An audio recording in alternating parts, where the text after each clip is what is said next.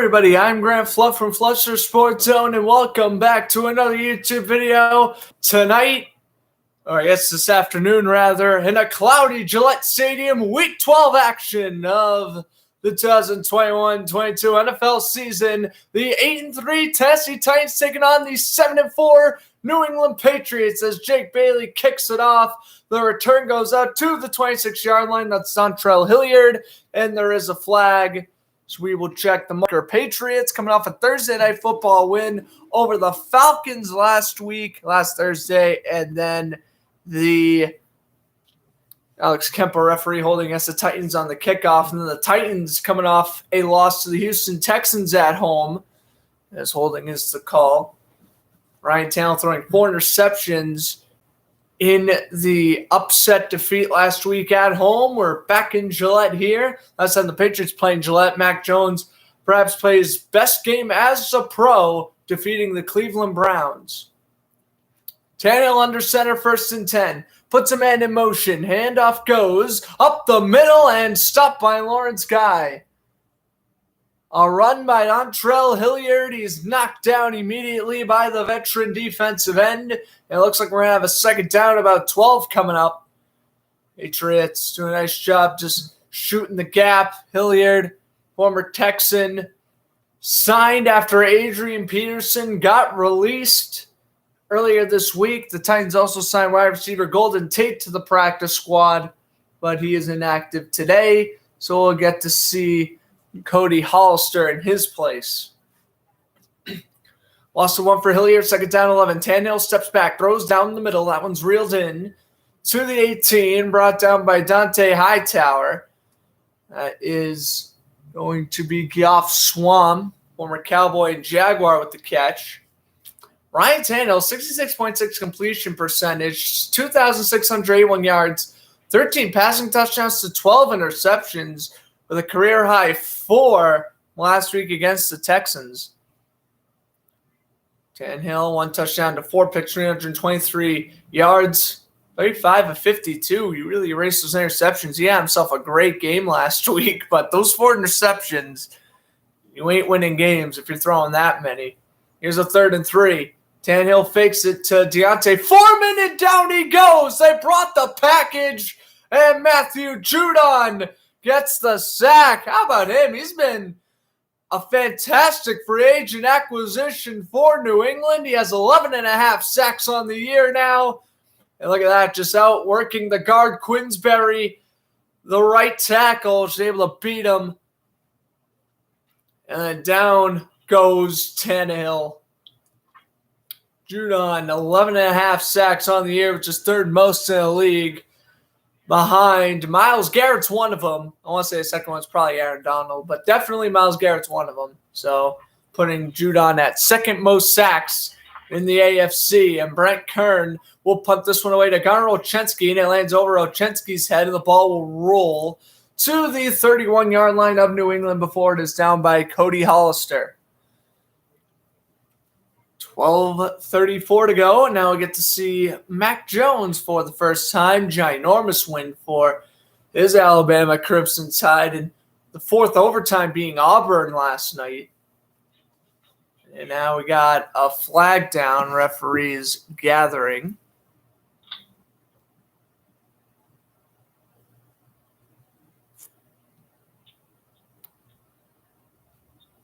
And it looks like the flag is against the Titans.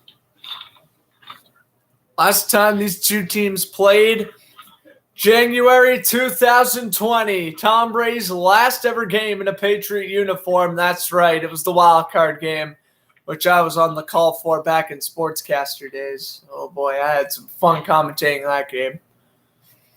Anyway, flag is against the Titans for illegal motion on the cornerback Chris Jones.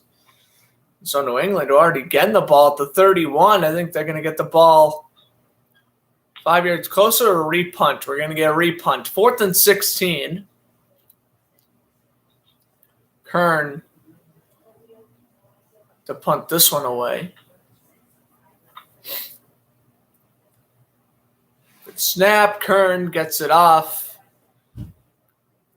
Ochensky will return it from the 48, and here comes Ochensky up the middle to the 37-yard line. He crossed the 40 and met a couple of white uniforms. 12:23 to go, first quarter now, and now I get to see Mac Jones, who was in long sleeves today. First time seeing him in long sleeves. 70.2 completion percentage this season, second best in the NFL, best by a rookie. He's trying to beat out Dak Prescott's record for the best completion percentage by any rookie QB ever. Jones, during the 5-game winning streak for New England, 7 TDs to 2 INTs. One of them which came against the Falcons a couple of Thursdays ago. And this one's a handoff up the middle and a gain of 2 for Damian Harris. Harris and Ramondre Stevenson were both questionable heading in. Both will play. Take a look at the offensive line. Trent Brown back. Most of the offensive line's back for New England now. Nice to see Shaq Mason, David Andrews back. Hunter Henry dealing with the neck injury was questionable. He's coming back. Jonnu Smith, the backup time for New England. A revenge game for him coming over from the Titans last year. And, of course, the 3 wide receivers, Kendrick Bourne, Jacoby Myers, and Nelson Aguilar. Myers catching his first career touchdown 2 weeks ago, and that one's underthrown for Myers, and late flag. They're going to give him to him, though. A late flag, and they're probably going to call Harold Landry for this penalty. Is that Harold Landry? No, it's Monty Rice. I got 58 and 56 confused. Montre Rice looks like he's going to be called for pass interference. Myers just trying to do a little curl route up the middle. Yep, he was held trying to dive for the football. I'm going to call Rice for that one.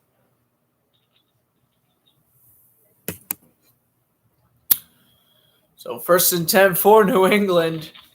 They haven't had an official playoff yet, and they're already at the 29.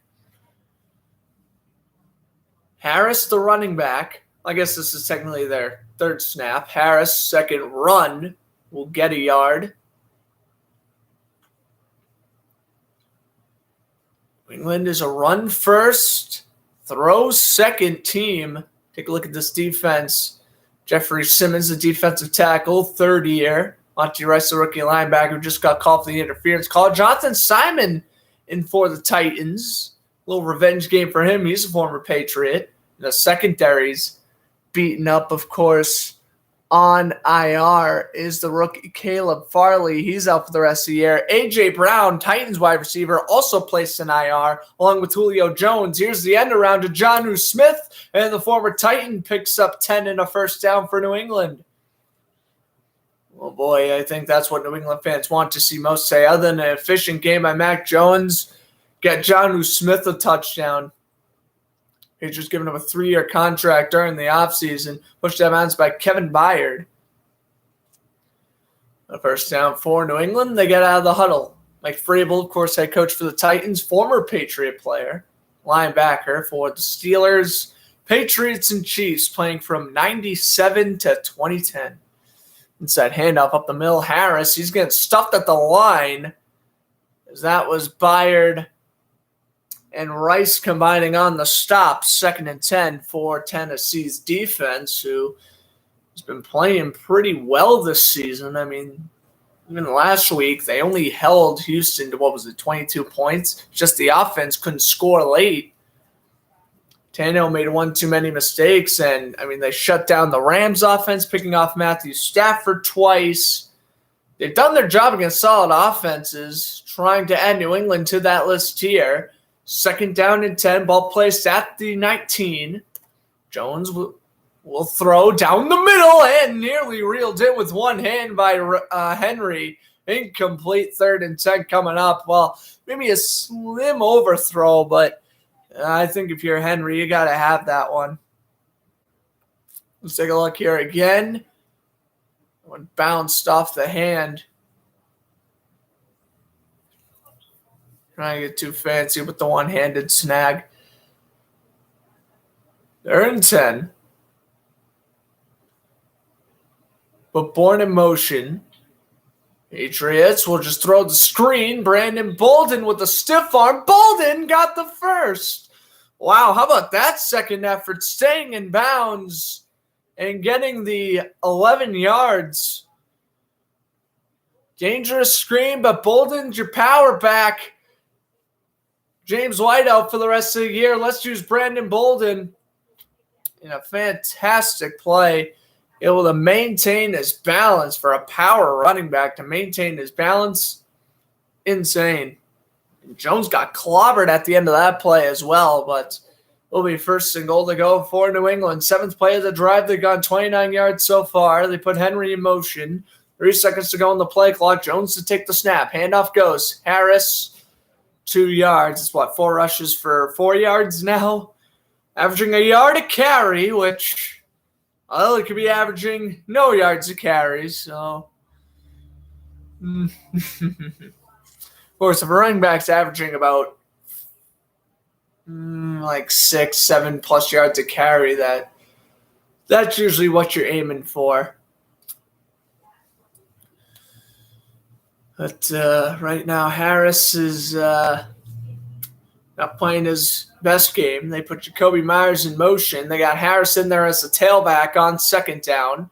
Ball placed at the 6. Jones under center. Handoff goes. Harris up the middle. Stuffed.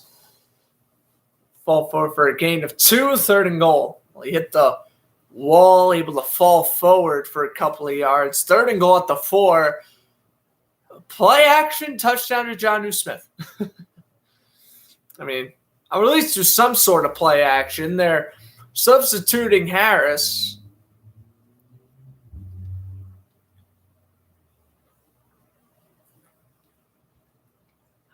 As New England sets up 3rd and goal.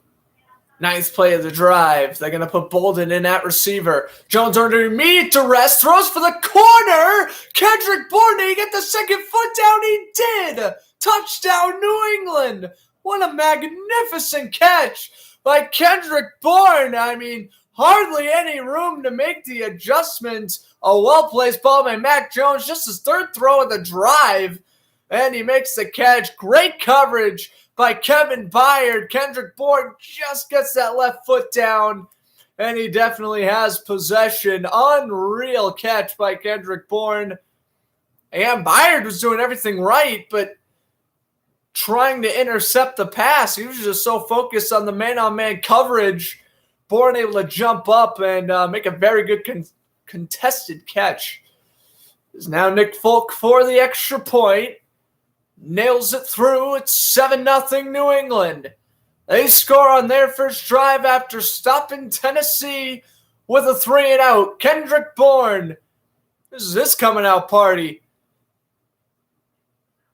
He's got, I believe, his 5th touchdown of the year. It is 7-0 New England. What's up, Cooper? Thanks for stopping by. All right, I want to see Kendrick Bourne. I want to say that was his 5th of the season. It was his 4th. It was his 4th touchdown of the year. So now we're in commercial break. I'll just give you guys a little NFL update. Now, Joe Burrow got an 8-yard rushing touchdown. So the Bengals lead the Steelers 7-0. Chris Godwin lost a fumble in the Buccaneers game a second ago. And now the Colts have recovered the fumble. With Andrew Sendejo, former Eagle and Viking and Brown. Ooh, Colts wearing their throwback uniforms today. That's pretty cool. By the way, the Colts are one of 2 teams who have a takeaway in every game this season. I'm trying to think of who that other team who has a takeaway in every game would be.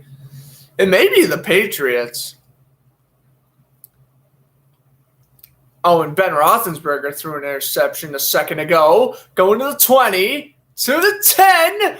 Oh, Eli Apple tackled at the 4. Oh, man, Cincinnati almost got pick 6. But Eli Apple, my goodness, he's reviving his career with Cincinnati. He was struggling when he was on the Saints a couple years ago.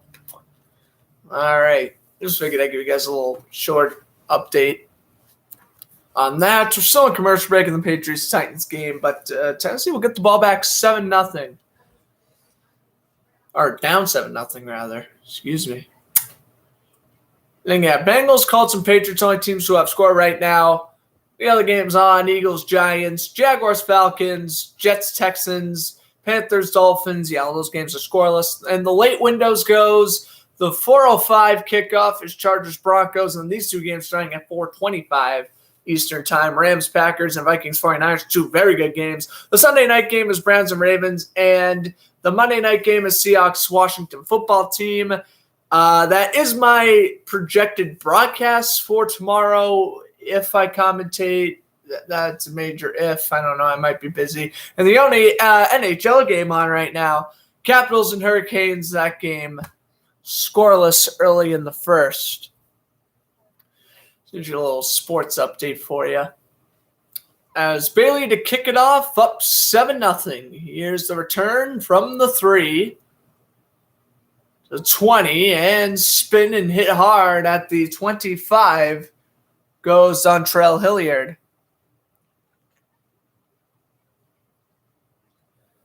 Take a look at Patriots, or rather the Titans' offensive setup. In the light box at 32%, or 32nd in the league with 43%. Their offensive struggled since Derrick Henry got injured. And that don't surprise anybody, but that's what's happened. Here's a 1st and 10. Handoff goes, a gain of 3. 2nd down, 7 coming up.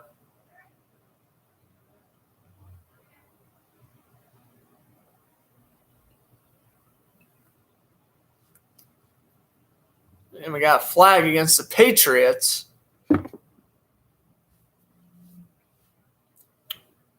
Offsides on Judon.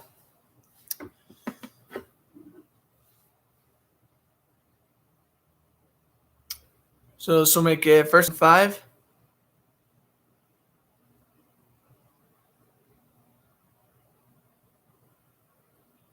First and 5 now at the 31. They're going to put the tight end in motion as McCole Pruitt. They're going to put him in motion twice. Tannehill under center to kick off the second drive. Handoff goes. Deontay Foreman, the former Texan and Colt, will take it to the 33. I mean, Foreman, he's only been in the league since 2017, but he's been taking the AFC South tour. He only needs the Jaguars, and he's been on every AFC South team.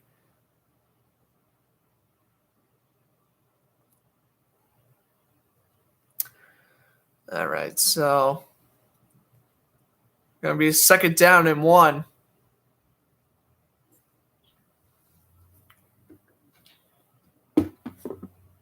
Three yards to 32 in favor of New England.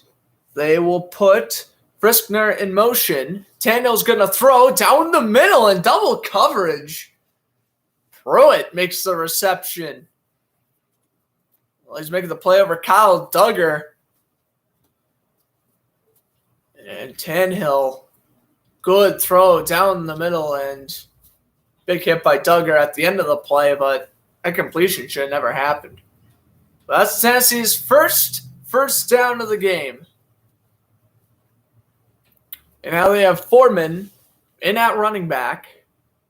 Fullback split to the left. Handoff goes. Foreman lowers the shoulder to midfield, where it'll be about 2nd down and 5 coming up. Just a little score update here. The Giants got a field goal. They're up 3-0 over the Eagles. I know that game has absolutely zero intentions with this one, other than the fact that they have both beaten the Patriots in the Super Bowl in the past decade. Oh, Eagles and Giants. But yeah, 3-0 New York in that one. Just a little score update. And 10-0 Cincy over Pittsburgh. Tannehill on 2nd and 5. Handoff goes. Foreman with the yard and brought back. Good tackle there from Christian Batemore. Lawrence Guy also there. And it's 3rd down and 4. What's up, Payne? Thanks for stopping by, my man. Boy, I'm glad that the Mets they're making some moves, huh? We might as well be called the New York Athletics at this point, but Mets are making moves with that hitting core. And I heard they have interest in Max Scherzer, so Mets are not fooling around, so I'm sure you're going to have some stuff to talk about during the offseason. Yes, they're down in 3 for the Titans in shotgun. Is Tannehill with Hilliard as the running back. They throw to the left. The throw is short. It is complete to Chester Rogers, who again, without Julio Jones and A.J. Brown, Chester Rogers, a former Colt fourth-string receiver, is the Titans' number 1 receiver this afternoon. Again, injuries decimating this Titans team. Of course, Jones and Brown. Again, Brown going on IR yesterday. And obviously, Derrick Henry's out till at least the playoffs. This Titans offense is beaten up. 4th and 1. They have 12 fourth-down conversions, which is tied for most in the league. They have 8 seconds to go on the play clock. Tannehill with the QB sneak, and they got it. 4th and 1. Tannehill got 2. First down, Tennessee. Tannehill has had plenty of horrible moments in his career back when he was a member of the Miami Dolphins here at Gillette Stadium. He always played well against New England in Miami, but has yet to win has yet to win a regular season game in Gillette. Obviously, he won the wild card game a couple years back between these two. That was his first ever win at Gillette Stadium.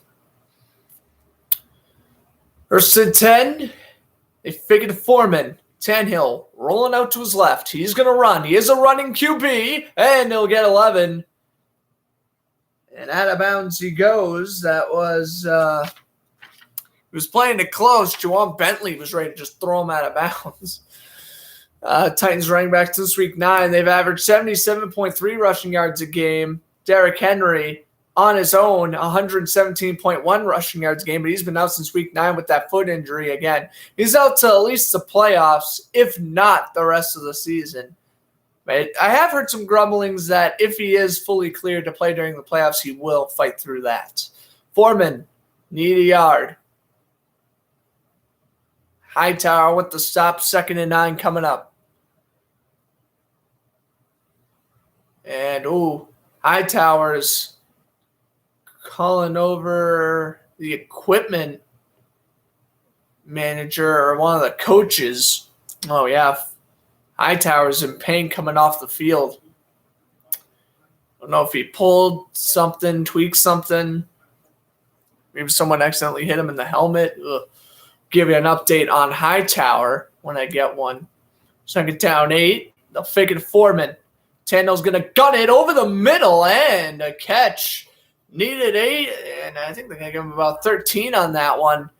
First down Titans, it is Kobe Hollister with the catch. Now he's slow to get up. He's holding his ankle. Oh, geez.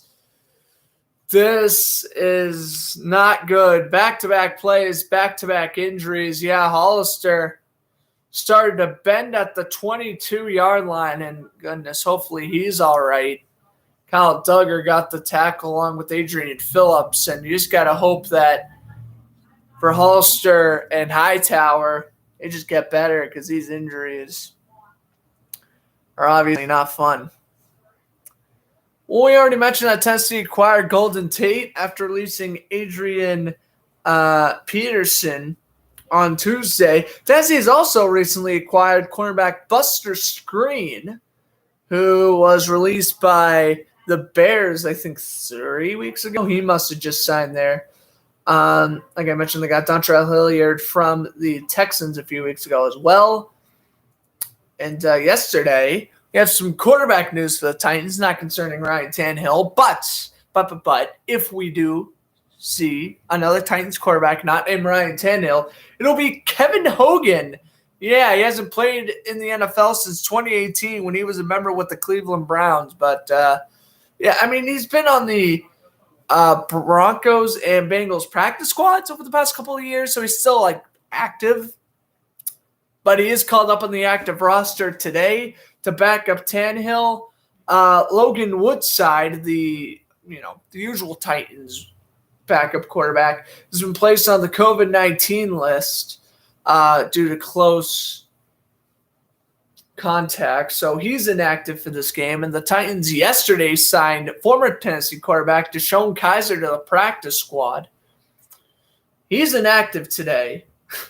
I would rather roll the dice with Kevin Hogan instead of Deshaun Kaiser anyway, but I imagine, I don't know, for whatever reason, Woodside's out for longer than a week. I would imagine that Kaiser will probably be the backup QB instead of Hogan. That's just what I think. I could be completely wrong, but that's just what I would imagine. It's crazy to think Kaiser's already been on 4 teams. Drafted in 2017 by Cleveland. He was the quarterback that went 0-16. Drafted to the Packers. Stunk there. And he's just been bouncing between the Raiders and Titans practice squad. He's just been bouncing around those 2 teams' practice squads. So he's back on Tennessee now. But yeah, Logan Woodside isn't active due to COVID. So in case you see Kevin Hogan sighting today, yes, he is backing up Ryan Tannehill. First time he's been on the active roster of an NFL team since 2019 when he was the 3rd string for the Broncos. We head at commercial break. Tannehill's 4 different completions to 4 different receivers. And here is Foreman to the 12. It'll be 2nd down and about 4. And hopefully the injuries can start to settle down here. Again, before the break, Hightower went off for New England. And then Hollister went off for Tennessee. Foreman now on the sideline. He gets substituted out for the 2nd down and 5. And yeah, I don't see Hollister. I don't see Hightower out there either. So we'll see what happens here. 2nd down and 5. Snap for Tannehill in an empty backfield. They dump it over. This one's caught. And down by McCourty to the 5-yard line. And Hollister is back out there. Cody Hollister making the reception, making it 1st and goal, Tennessee.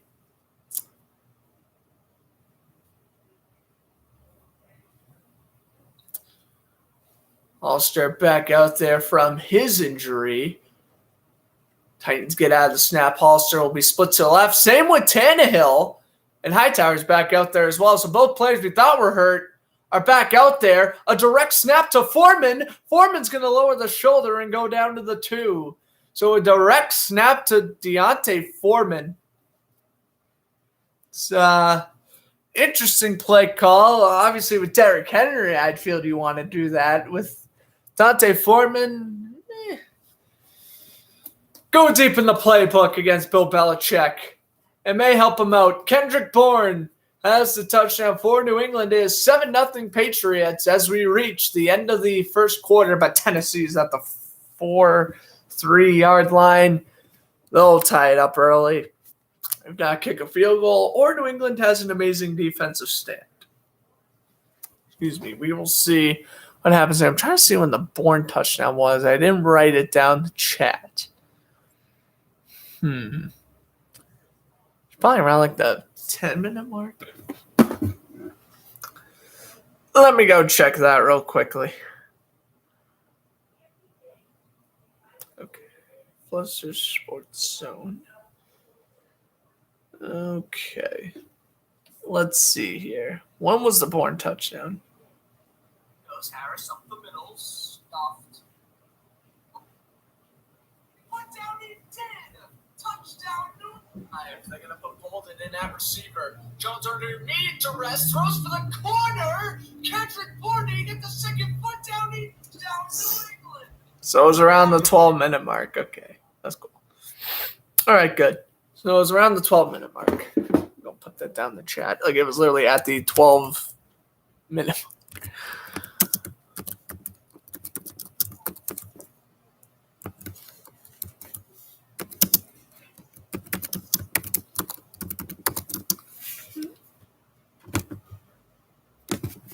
Okay.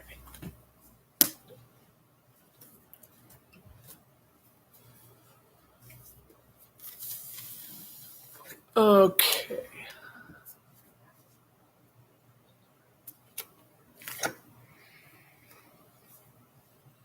Seven Panthers Dolphins, 3-0 Jets Texans, 7-0 Falcons over the Jaguars, 3-0 Giants over the Eagles, 3-0 Colts over the Bucks, and 10-3 Bengals over the Steelers.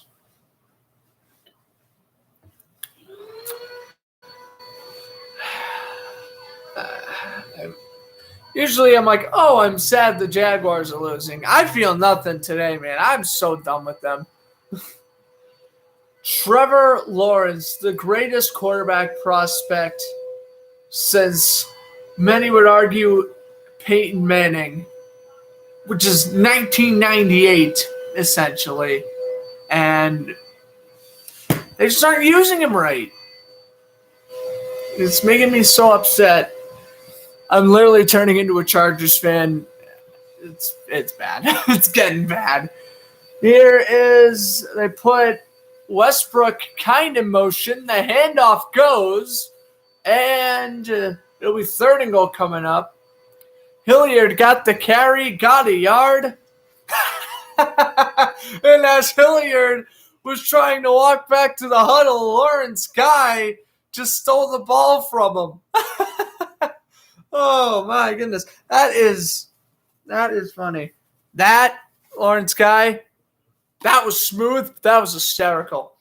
Okay, 3rd and goal. You can put that. I don't know. Maybe someone's got that in the NFL archives.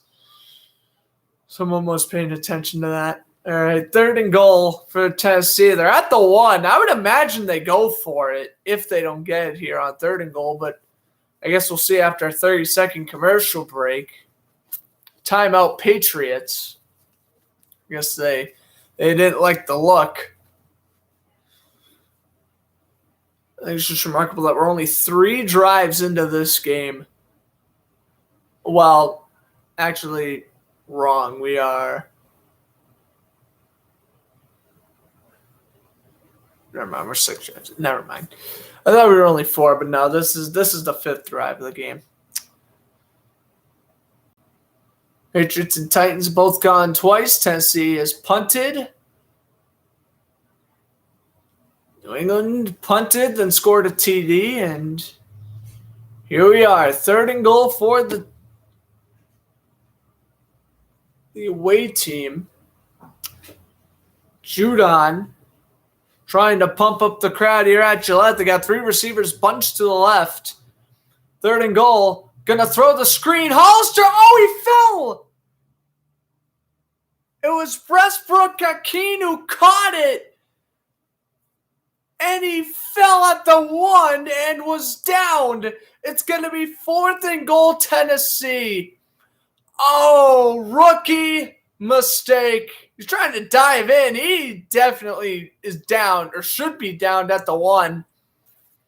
Vrabel's saying you're going to look at it. The referee's saying I don't think so. Vrabel's got the challenge flag in hand, and he's going to definitely throw it. He wants to throw it. There's 5 seconds left on the play clock. He got to hurry. Oh, there he goes. Throws it right at the official, too. Vrabel waiting for 1 second on the play clock before throwing the challenge flag. Is this a touchdown? I don't think it is. The elbow is down at the 1. That's what it comes down to. When did his body touch? And it's very blatant. The elbow falls at the 1-yard line, but Vrabel's going to challenge this. I mean, if it gets overturned to a touchdown, I would kind of understand too, because he wasn't necessarily downed by contact, but his elbow did touch the ground while having possession of the ball. So at the same time, to me, it's going to be caught at the 1, 4th and goal.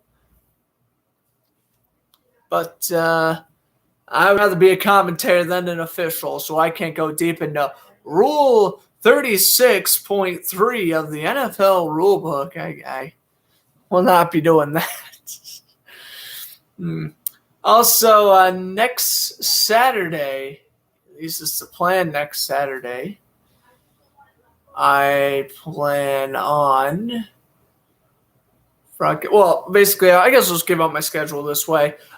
Tomorrow, football team and Seahawks, if I can go on. Tuesday, I'm pretty sure the Bruins are on Tuesday. Yep, they're on against the Red Wings on Tuesday.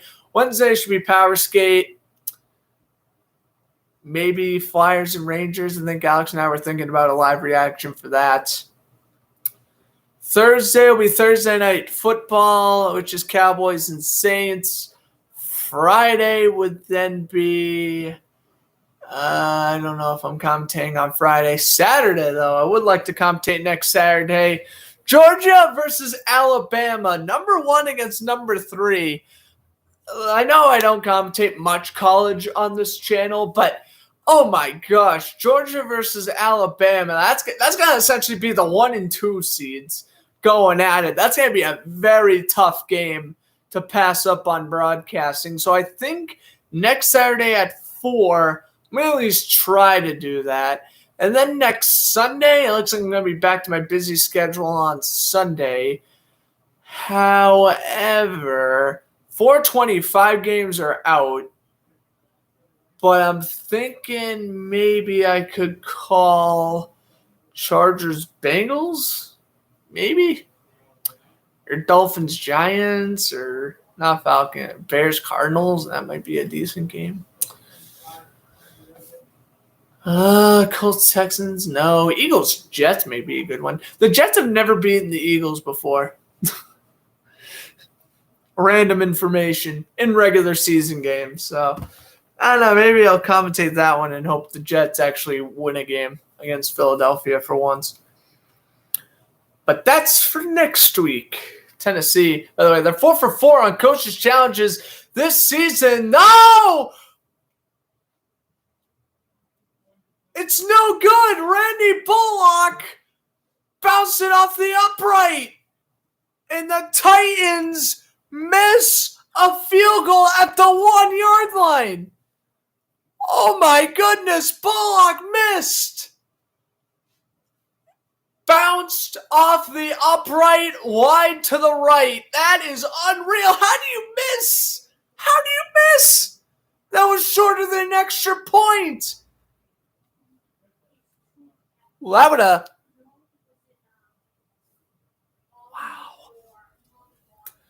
So they were 4 for 4 on coaches' challenge. They just zoomed out a commercial break, so a lot's going on right now.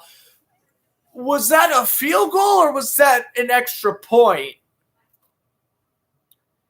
Oh, so I didn't know what was going on. I saw the field goals. I'm like, oh, okay, the field goal. Because I was saying they were 4 for 4.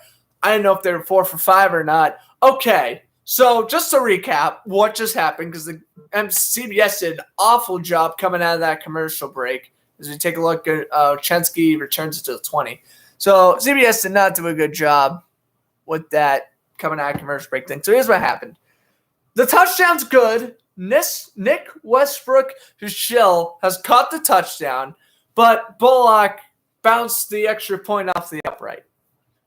So it is a touchdown, but the extra point's no good. Well, I thought it was just a field goal. I thought that was a field goal attempt because he didn't get the touchdown because it was going to be 4th down or extra point. So we were basically going to get a kick either way. So I thought he missed the field goal, but no, he just missed the extra point. Okay, so sorry for the confusion. Touchdown's good for Tennessee. They win the coaches' challenge. It is now 7-6 New England. Again, off a missed extra point, not a field goal. I was like, it was as long as an extra point. Yeah, because it was an extra point. I just wasn't aware of it. Bourne, they fake it. They also fake it to Stevenson. Jones throws down the middle. Wide open Jacoby Myers to the 43. Wow. I mean, you want to talk about the best throw of the day so far for Mac Jones. It's that one. Fantastic separation by Myers. Able to break away from the safety, Amari Hooker. Good throw by Jones. Or he's brought down by Kevin Byard. Jones is 3 for 4 for 37 and a touchdown. Myers, 22 yards on that reception. They'll split Stevenson out to the receiver. 5 seconds to go on the play clock. 1st and 10 to go in an empty backfield. Ball placed at the 43 of New England. Jones will dump it over. Myers, his second catch. Myers gets a block. Myers tripped up at the 37-yard line. That was a gain of about 15. And another 1st down for New England. Jacoby Myers. The most bizarre thing about Jacoby Myers is So last week, or 2 weeks ago rather, against the Browns, he caught his first career touchdown. Remember, that touchdown was in garbage time. It wasn't Mac Jones who threw that touchdown. It was Brian Hoyer. So, technically speaking, Myers has still yet to have caught a touchdown pass from Mac Jones. Jones will fire down the middle here to Jonnu Smith. He's brought down by Hooker at the 21-yard line. Oh, there's Amari Hooker with 3 straight tackles. But New England's also driving. It ain't doing him any good. He's getting the tackles after like 15-yard gains.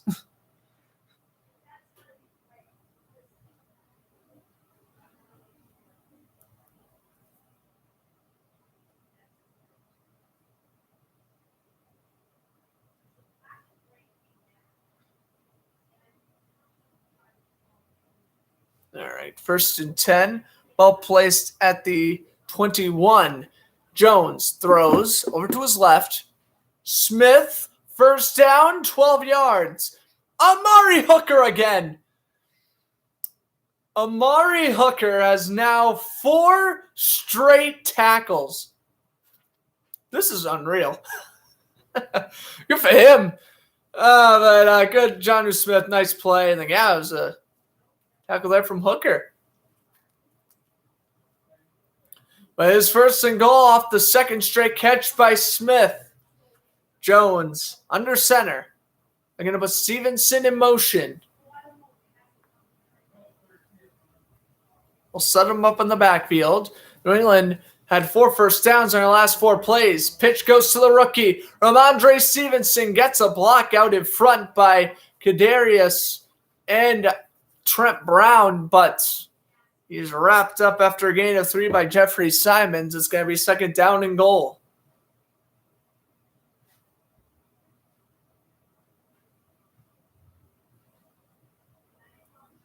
Second down and goal to go for the Patriots.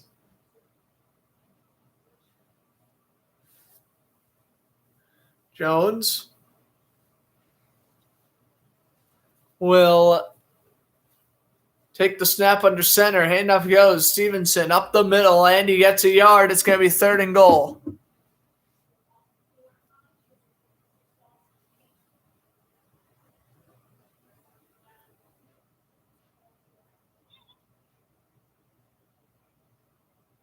Okay, so it's 3rd and goal coming up.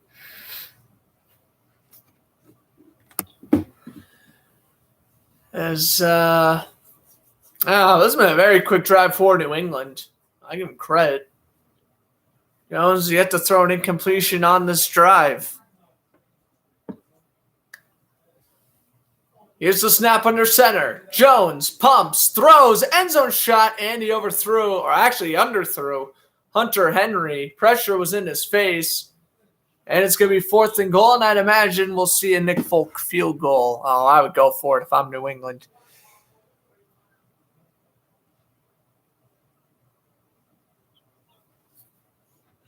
So Folk is 26 for 28 this season, his season long being 53 yards.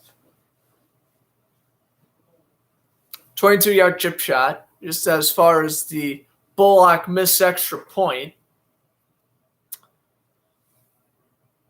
Good snap, good hold, Folk got it. 10-6, New England leads with 9:50 to go in the 2nd quarter. Don't go anywhere here on YouTube. 10-6, New England leads. All right, Mac Jones. I know, they are really driving the ball well. This New England team's impressive. I hate to say it, but they're back. It's simple. You give Bill Belichick a quarterback that's not a washed Cam Newton. They're going to succeed. See, Mac Jones plays very mature for a young rookie QB. He's got chill on the picks. Yeah. Well, you know, he threw he's thrown 7 interceptions so far. But really, a lot of those came against the Saints. I think he had like 2 or 3 interceptions against the Saints that weren't really his fault. Like the interception against the Falcons was his fault. I think he had an interception against the Chargers That one was his fault. I'm just trying to think. Did he have one against Tampa Bay? I don't think he had one against Tampa Bay. He didn't throw a pick against the Jets. He might throw a couple more against the Bills in those upcoming Bill games. Maybe. Patriots upcoming schedule. They got the bye week. They got the Bills. They got the Colts. I think. Wait, no. They got the Bills, bye week, Colts. I'm pretty sure. Yeah, bye week, Colts, Bills again, Jaguars, Dolphins. And by the way, I am not missing that Patriots-Jaguars broadcast. Hometown team versus favorite team. And you have Mac Jones versus Trevor Lawrence. You got the two best rookie quarterbacks right now. Yeah, I said Trevor Lawrence is better than Justin Fields. He is. Justin Fields is overrated in my opinion. I should say overrated. He's a rookie. So I can't really say he's overrated because he's a rookie. But, yes, he's better than Trey Lance and Zach Wilson, but just, in my opinion, Fields is getting a lot of hype. And I just think Fields is getting a lot of hype because he's a good running quarterback, in which he is. That's no knock on him. But as a passer, I'm taking Jones, Lawrence, then Fields. Runner, Fields is the best in the class, but I think even for maybe my opinion will end at the end of the season, but I think for right now, I'm still okay with calling Lawrence slightly better than Fields. Not to mention, Fields is in a significantly better situation than Lawrence is right now. I think we also got to keep that in mind. Anyway, 9:50 to go here in the second, and it is a kickoff from Bailey, and this one will be return from a couple yards in his own end zone is Chester Rogers taking it out to the 28-yard line.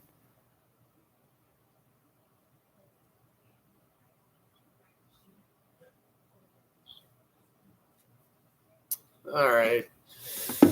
Well, Tennessee will get the ball back down 4. Take a look at Patriots Foundation. Robert Kraft bought the Patriots back in 1993. Was the reason why they drafted Drew Bledsoe. And, of course, 6 Super Bowls later,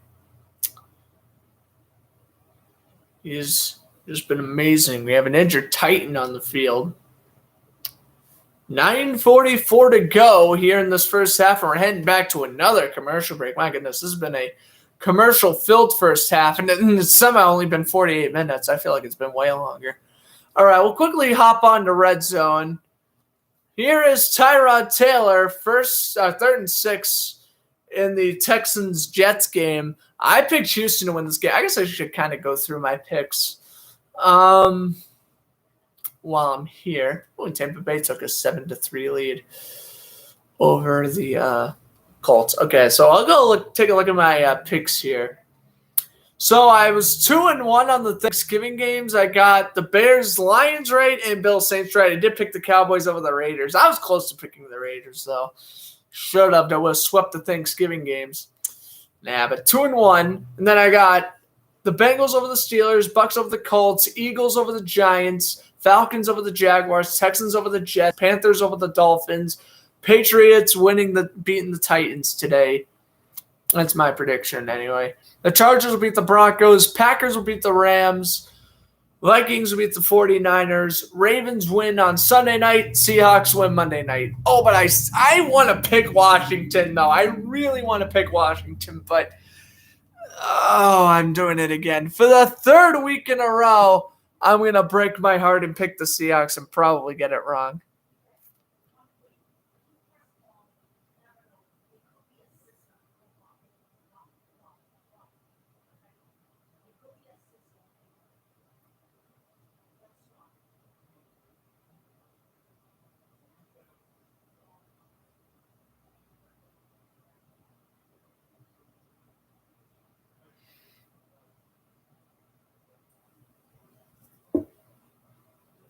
All right.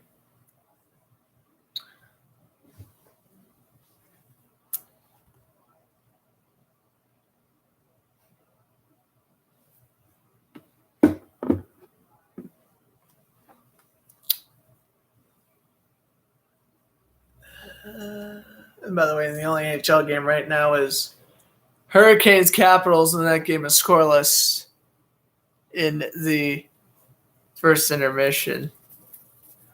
It was Tommy Hudson, former Buccaneer tight end, who was down and checking out his ankle. Tannehill, by the way, is 6 for 6 for 43 yards and a touchdown on the day, which is pretty crazy. Tannehill will hand it off. Up the middle, Hilliard lowers the shoulder down to the 33. It will be second down and about 6 coming up.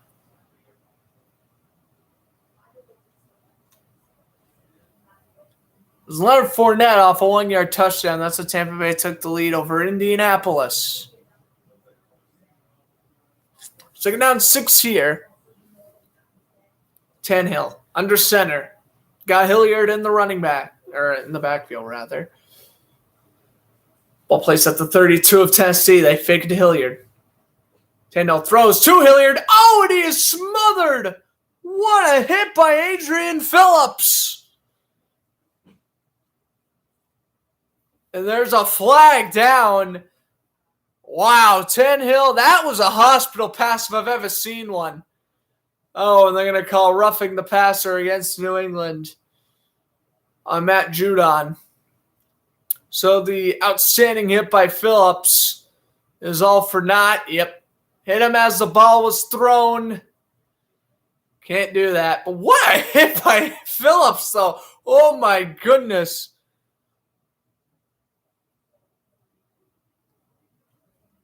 Locate, aim, destroy.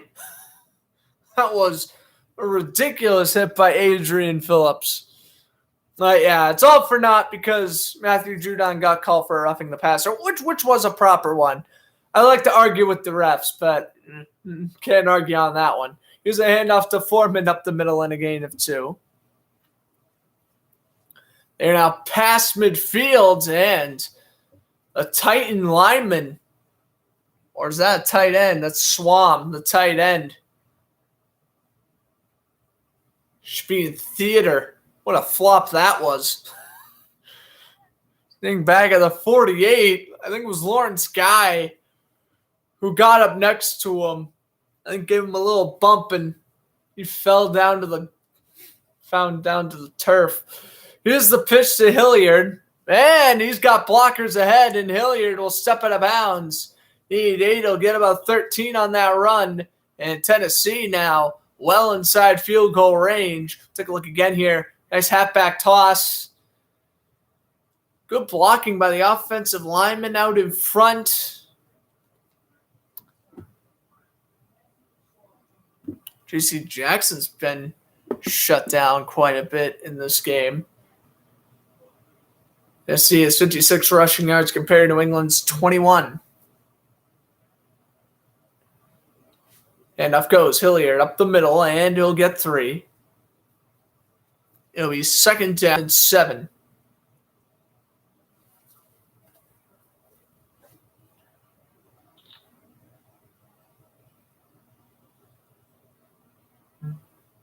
All right. Second down 7 now. 14 rushes to 8 passes. 21st play of the game here for Tennessee. Take a look at the Patriot banners. Patriots had to beat the Titans in 2003 in the divisional round to beat the Panthers in Super Bowl 38. They fake it to Foreman, and they'll dump it over to Foreman. Hightower's there, and they'll ring him out of bounds after a gain of 3. It'll be 3rd and 4 for Tennessee.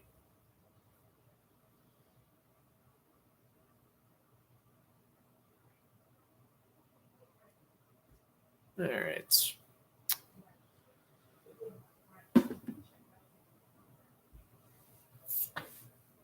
Wow, I did not realize how many tattoos Taylor Lewan had. They're just showing him in the huddle, and the entire right arm is covered with tattoos. Well, anyway, 3rd and 4. Rodgers put in motion. In shotgun is Tannehill. And he'll get a lob one for the end zone, and he just overthrew Chester Rogers. Oh, he had him. He overthrew him, though. And now, Nathaniel's first incompletion of the day, and both these coaches are very conservative. We are definitely going to be seeing a field goal here from Randy Bullock, trying to redeem himself after that missed extra point. Yeah, Rodgers almost had it in Tannehill. Thought he put it in a good spot, but I guess not. 44-yard attempt, high snap. Bullock gets it down. Kick is up, and he hit the upright again! Are you kidding? That's two! Extra point and field goal. He hits the right upright. Oh my goodness. Cody Parkey played on the Titans. Maybe that's why. Well, jokes aside, Patriots get great field position. 10-6 New England leads. I will stop by for a brief moment. Stay tuned after the commercial break. New England getting the ball at around the 30. So stay tuned for this commercial break. Still 10-6 New England.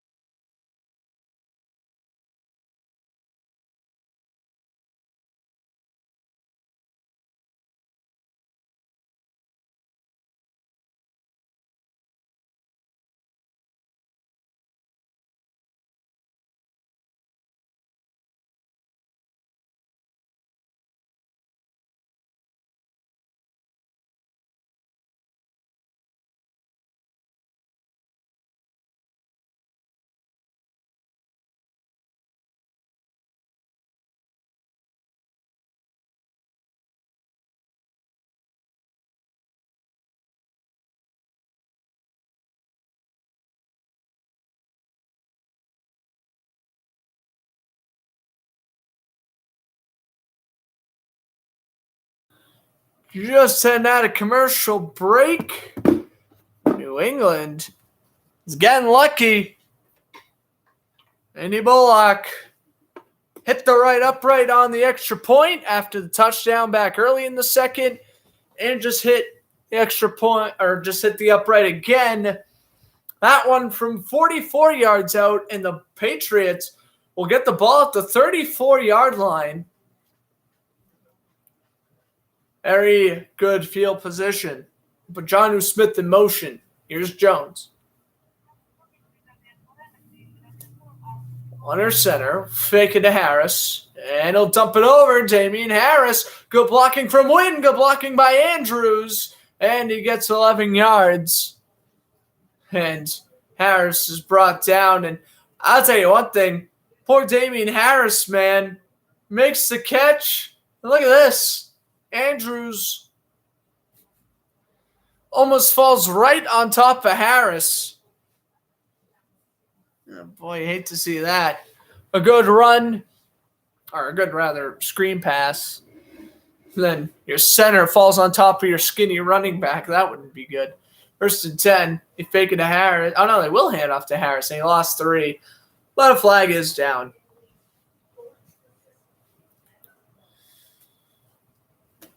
Holding Patriots. So 1st and 15. They're going to call Isaiah Wynn, the left tackle. Before this year, I would have called Wynn probably a top 8 left tackle in football. Oh. He's either been bad or good like today, but 10-yard penalty. Now it's 1st and 20. He just hasn't been, I guess, what he once was. I don't know if he's just having a bad year or whatever, but Wynn is now just middle of the road left tackle, which is unfortunate. Jones throws deep, and what an adjustment! Jacoby Myers to the 26. They were afraid to throw deep with Mac Jones the entirety of the first half of the year. Now that we're in the second half, they're saying, you know what, this kid can throw. Let's chuck it up to Jacoby. Unreal catch. Even better throw by Mac Jones. Step up in the pocket. Let the kid launch the nuke. You know he has it in him. You've been playing nothing but conservative with him all year. It's time to let him throw deep, and when you do, it pays off. Myers over Myers over Byard. I was called Byard, born by accident because of Patriots Titans. Got both the players mixed up in my brain. But, Myers made the catch over Byard, and all right, 10-6. 10-6 still the score, and now commercial break. 24-3. Bengals destroying the Steelers. I can't really say I'm surprised by that, but it was like I picked Cincy to win. Yeah, I was definitely expecting Pittsburgh to put up a better fight than what they're doing right now. Unless they do what they kind of did last week, and they were just kind of awful until the second half, and then they explode and they score a bunch of points. I mean, even last year, the Steelers had their way with I was about to say they had their way with the Bengals, but I remembered that Monday night game in Week 15, which showed that the Steelers were frauds. But, yeah.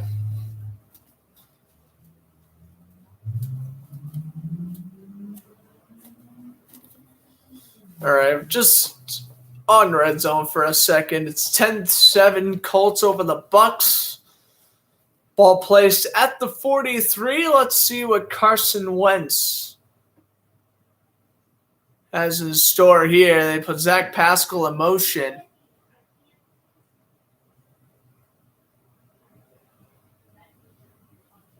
Take the handoff. Wentz gonna throw. Pascal 3 yards. Okay, back to the Patriots game. What's up, Alex? Thanks for stopping by. Breaking news on the power skate. All right. Obviously, that means we've got some hockey news. I'll do all the Instagram posting during halftime. While I take my break during halftime, I'll do any necessary Instagram posts during them. We got about 5 minutes left in the first half here. Yeah, 4:47 to go in the first half.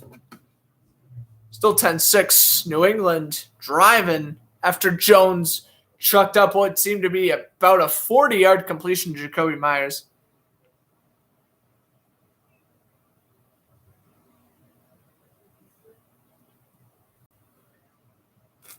Okay. Jones will throw. This one's incomplete. He was hit as he threw. Oh, and it's about Evander Kane? Oh, boy. I mean, you'd expect. That's what you'd expect. He's a goof. No, but in all seriousness,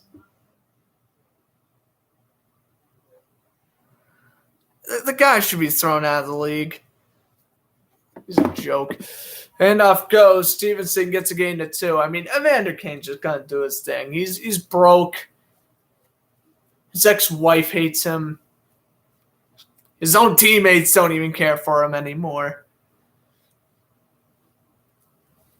Not good. Just not good for him. But he did it to himself.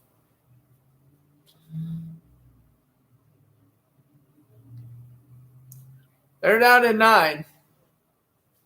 Jones. All placed at the 25. Patriots 2 for 3 on third down conversions. They put Myers in motion. Throws to the left. That one's caught. Aguilar, his first catch to the 19. So Nelson Aguilar will make the catch. Brought down will get another short Nick Folk field goal.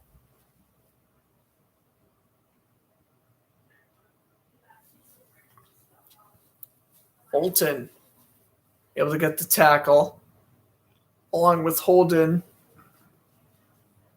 and Simmons. So now we get to see Folk, who made 40 straight field goals inside 50 yards. Which is the longest streak in the NFL. Last miss inside 50 yards was the Week 1 game against the Dolphins last year. Folk from 37 boots it through. It's 13-6. Patriots expand their lead to a touchdown and an extra point. 3 or 4 to go first half. All right, well now, there's not a lot of commercial breaks, so now I just want to look up the Evander Kane news. Let's see. Oh, that is breaking news. Evander Kane has cleared. Wow, okay. Well, we got some major news here regarding the NFL and waivers. So Evander Kane just placed on waivers. Senators goaltender Matt Murray clears waivers. Wow. And to be completely honest, I have no idea. I have a question. How does Matt Murray clear waivers? Like, listen, I know his contract isn't necessarily fantastic, but oh my God, he cleared waivers? Like, how did he clear waivers? The Sabres did not get him. The Sharks did not get him. Oh my God. I would have bet in my house that he was going to get claimed. I was literally like, I was getting so excited. I'm like, okay, you know what? Matt Murray's going to get claimed today. He's going to become a very good, he's going to redeem himself. He's going to have a decent season elsewhere. No one claimed him. And I'm in disbelief. Evander Kane plays some waivers. That I don't care about. And let's be real. We knew that was coming. But Matt Murray clearing waivers, I'm probably making a bigger deal out of it than what it is. But guy won 2 Stanley Cups in his first 2 years in the league. And just to see how awful he is in 3 years is nuts. All right, yeah. So I'll go post that at halftime. I also have a certain NFL retirement to post during halftime as well. So I'll be posting stuff. Yeah, Evander Kane is definitely not getting claimed, especially if Matt Murray didn't. It's a sure bet Evander Kane ain't getting placed or again claimed. Wow.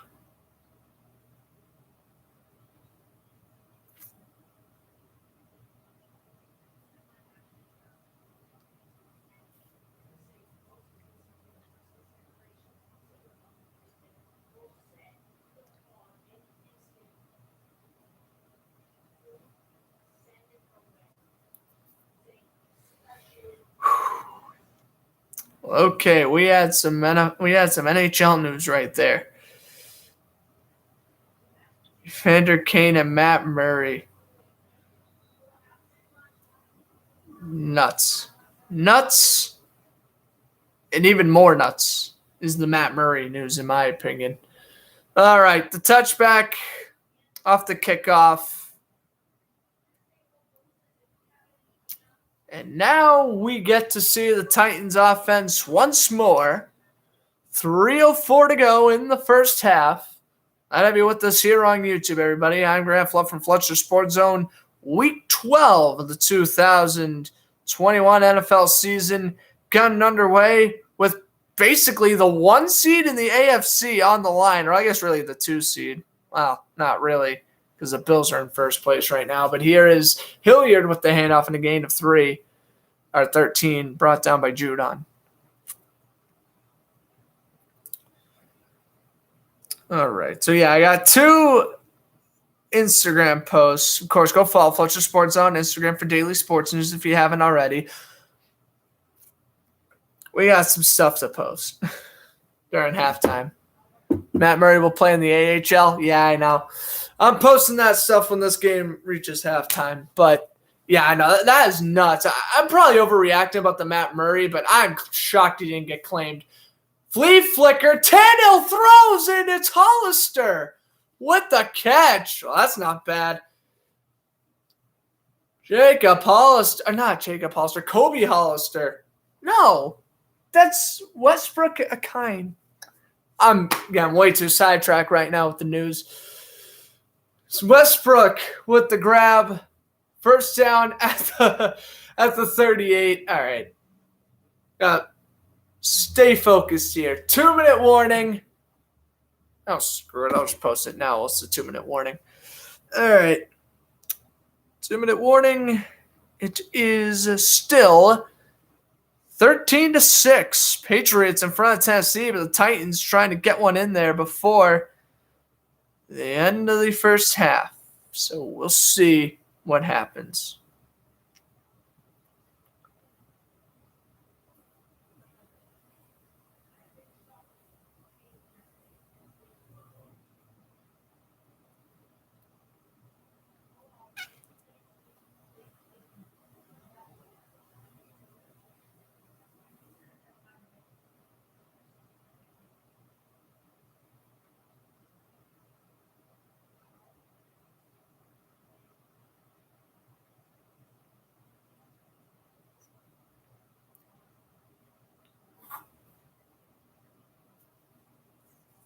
Okay.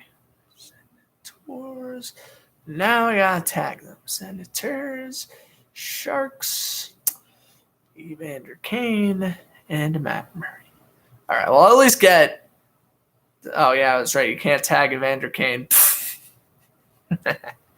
Of course you couldn't tag Evander Kane. Matt Murray, can I tag you? No, I could. Sick. I'll go do that.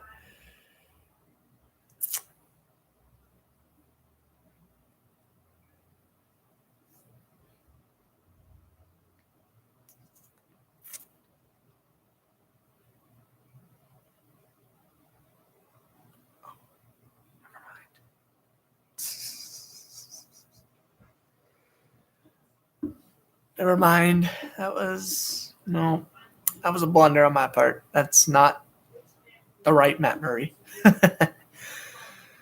Okay. So that posts up. I just got to do the hashtag, but that I don't really care about right now. So, yeah, in commercial break, it's been a pretty good game right now between the Tennessee Titans and New England Patriots. 13-7. Tennessee just came up with a flea flicker that will put them inside field goal range. But I don't even know what is Randy Bullock field goal range because he missed an extra point and he missed a field goal. So, yeah, I don't know what the deal is there. But we do got a 1st and 10.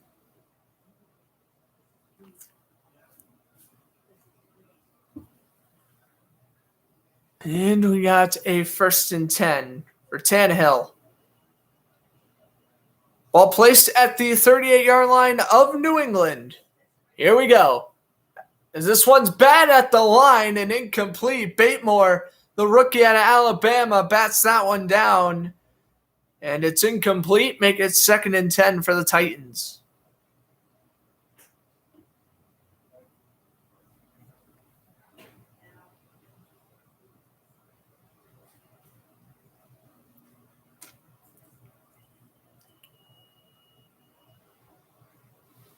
All right, 2nd down and 10. After the batted pass on 1st down. Handoff goes. And a fumble by Hilliard, and Patriots got it. Hilliard fumbled, just trying to hold on to the ball, getting into field goal range, and it's the free safety Kyle Duggar who comes away with it.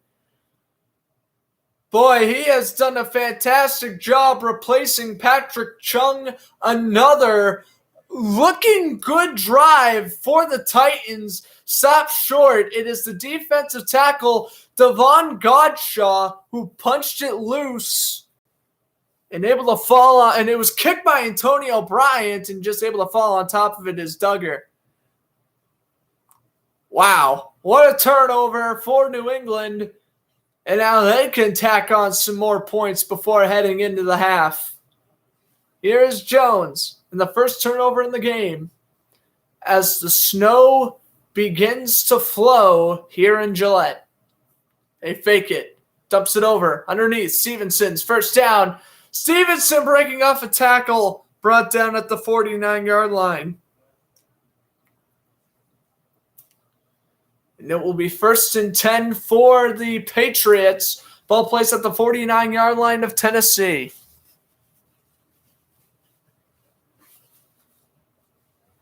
New England still has 2 timeouts. Tennessee has all 3. Throws to the left. It's Bourne making the catch at the 45, and we got a flag. And I think they're going to call Tennessee for a face mask.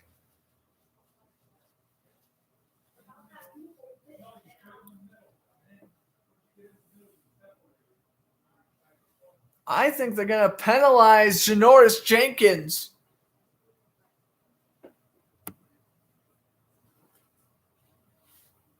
Face mask, yep, on Tennessee.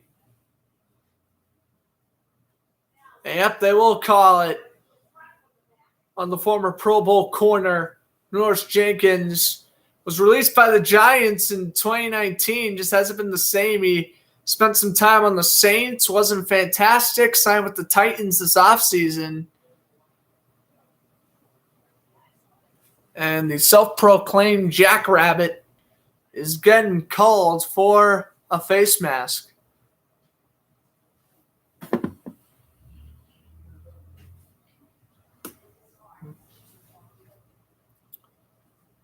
Jones, take the snap. It's second to go on the play clock. Jones steps back. Jones looking for the end zone. Overthrew his man, Jacoby Myers. Make it 2nd and 10.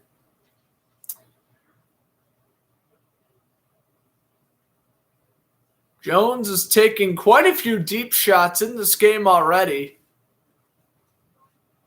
And that's pretty bizarre considering obviously being a rookie and all. He was probably the most conservative quarterback in the NFL for the first about 10 weeks, 9 weeks. It was the Cleveland game he got out of his shell starting to throw deep.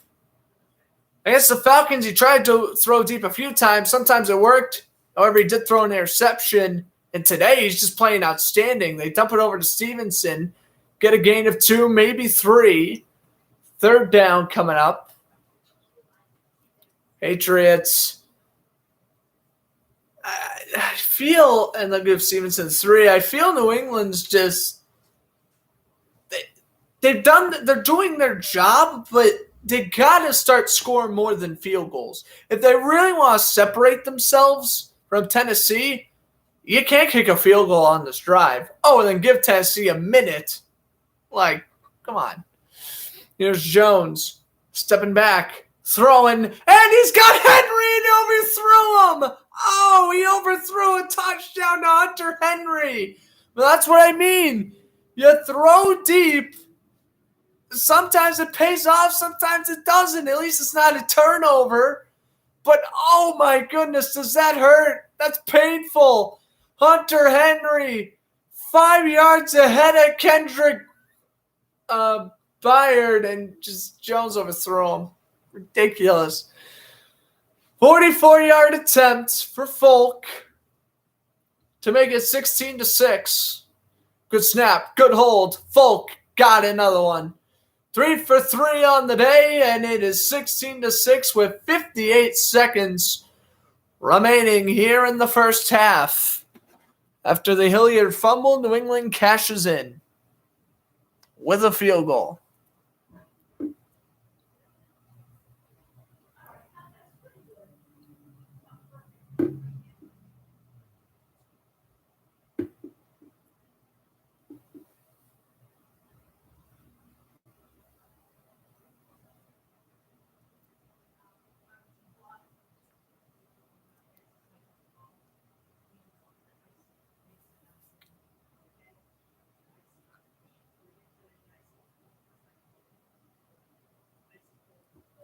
All right.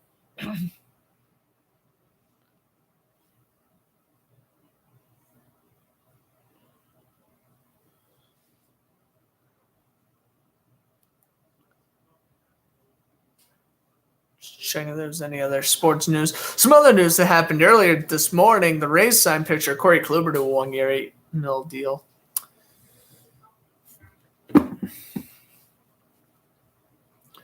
So 16-6, Jake Bailey to kick it off, and this kickoff will land in the end zone for a touchback. So Tennessee will get it out to 25. 58 seconds is a bit too long. They do have 3 timeouts, so I really would imagine that Tennessee is going to at least attempt to kick a field goal and make this a one-possession game again.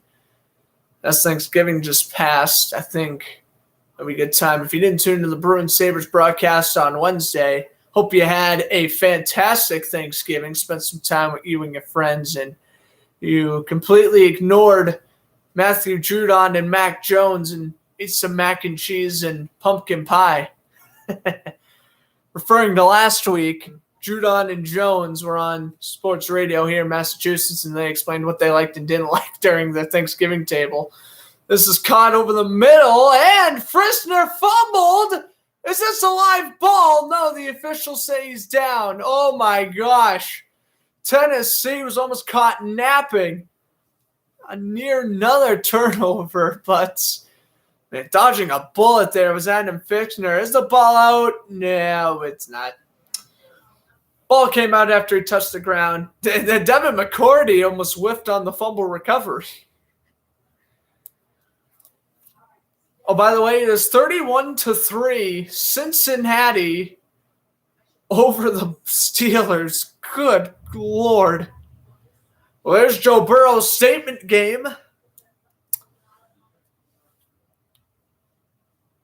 Man, the Steelers just got to move on from Ben Roethlisberger. Even if Roethlisberger doesn't retire at the end of this year, just buy him out. That's what I would do. I would just buy him out, personally.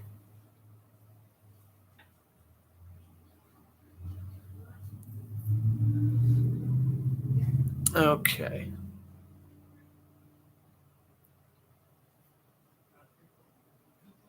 Second down, 3.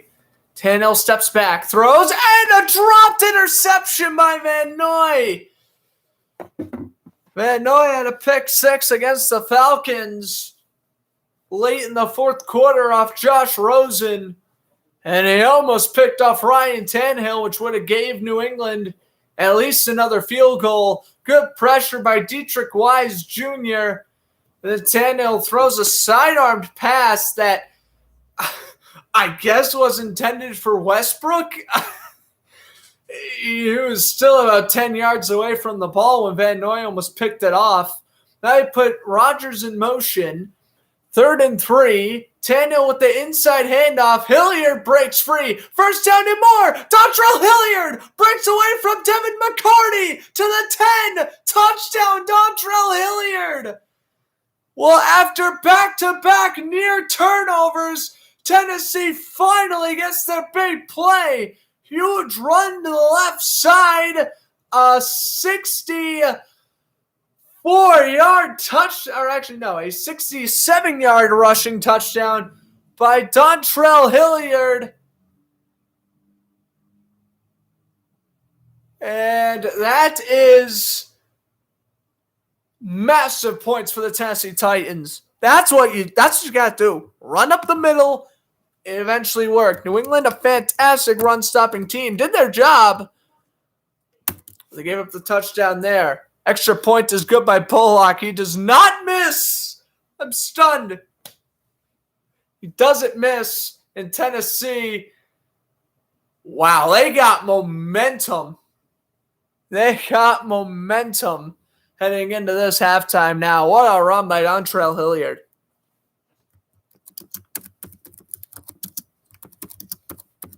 Wow. That was fantastic run. I mean, talking about Dontrell Hilliard, too. I mean, this guy's coming in this season. as like the Texans practice squad running back. He comes in against the top 3 run defense in the league, puts up a 109-yard first half. That's how you make a name for yourself. That's a nice touchdown by Hilliard. So it is 16-13, 37 seconds left. We got a mock trade here. According to Alex, Detroit could trade Troy Stetcher, a 2023 second, and the Ducks trade Fowler. That's an awful trade. No. Why would Anaheim do that? As Ochensky returns out to the 27. Well, I hope Anaheim ain't making that trade in real life because I would decline instantly. That's a lot of draft picks to give up for just Troy Stetcher. That's Lucas Raymond, I would think about it. But Stetcher for Fowler in itself, I feel, is a fair trade. I mean, Stetcher's better, but I think a fair mock trade would be Stetcher and the Ducks trade Fowler and like a 2022 third. Then I think that's a fair trade that Anaheim could accept. Here's a screen. Stevenson to the 48. This quarter will not end. New England gets it off the screen pass. They call timeout. So now they got one left. Now New England trying to tack on more points. Dontrell Hilliard, by the way, 3rd career rushing touchdown. First 2 were with the Browns back in 2019. Yeah, Hilliard was on the Browns, then on the Texans, and apparently just got his 3rd with the Titans. Yeah, first with the Titans. Oh, Pradas, his first NHL goal. Nice. Capitals beating the Hurricanes now. Yeah, it was scoreless the last I checked. Here's Jones throwing, overthrew it, but wow, Aguilar. What a nice catch that one was. Needed 10, got 11. Timeout Patriots, their last timeout, and now they got to be careful. Aguilar, made Fulton look silly on that one. Nice play. Good jump by Aguilar as well, making the play. So 15 seconds left in the first half. Fulk preparing another long-distance field goal. They're about a first down away from the field goal marker for Fulk.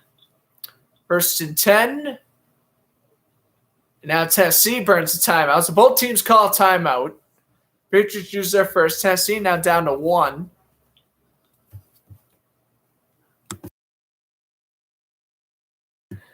It's ready to sneeze, but didn't, luckily.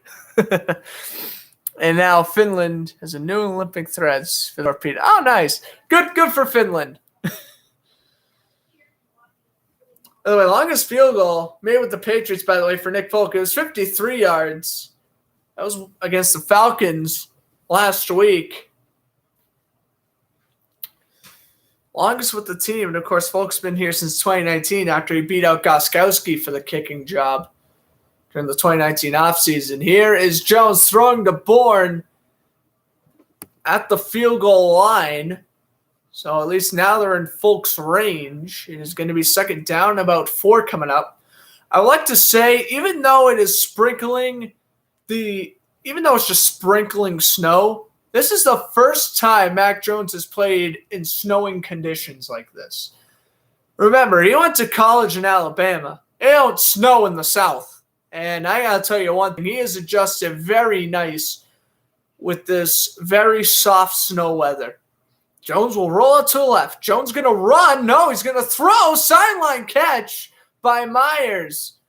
And they'll give him 6 yards and a first down if they count it, in which they will. First down, New England. And now we got a flag. Oh, no. Is that Janoris Jenkins talking back to the officials? It may have been. Let's see. Myers. Oh, he stepped out. I think Myers may have stepped out of bounds before making the catch. Well, I didn't notice that. I thought they were calling a flag because Jenkins was near the referee and he, would swear at him or something. But no, they're going to penalize Myers for going out of bounds, being the first to touch the ball. So pass is incomplete.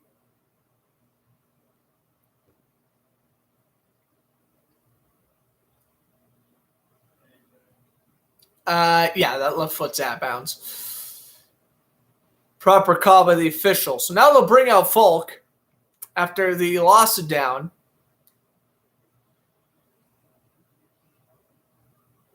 Folk hasn't really played in snowy conditions with the Patriots either. This is a 53-yard attempt. Tied for his season long on the season. End with his career with the Patriots. Good snap. Good hold. Folk. Oh, no. That one's way wide to the right. Not even close.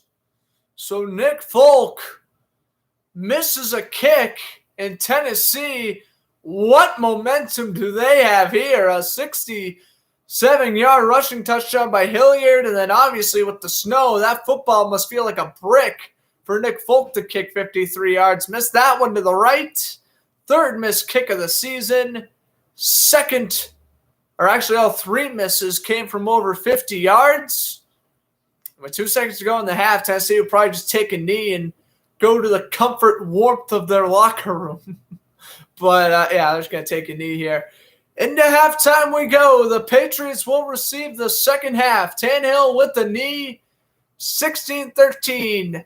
Home team in front. Don't go anywhere here on YouTube. Gillette Stadium is packed as two of the top three teams in the AFC right now go at it. 16-13 New England at the half. All right, they'll stay on for like 5 minutes, I guess. I'll have my rapid, quick Fletcher Sports Zone intermission report here. The Bengals up 31-3 over the Steelers. The Colts are up 17-14 over the Buccaneers. The Giants are up 3-0 over the Eagles. The Falcons are up 14-3 over the Jaguars. Texans up 14-11 over the Jets. The Dolphins up 21-10 over the Panthers.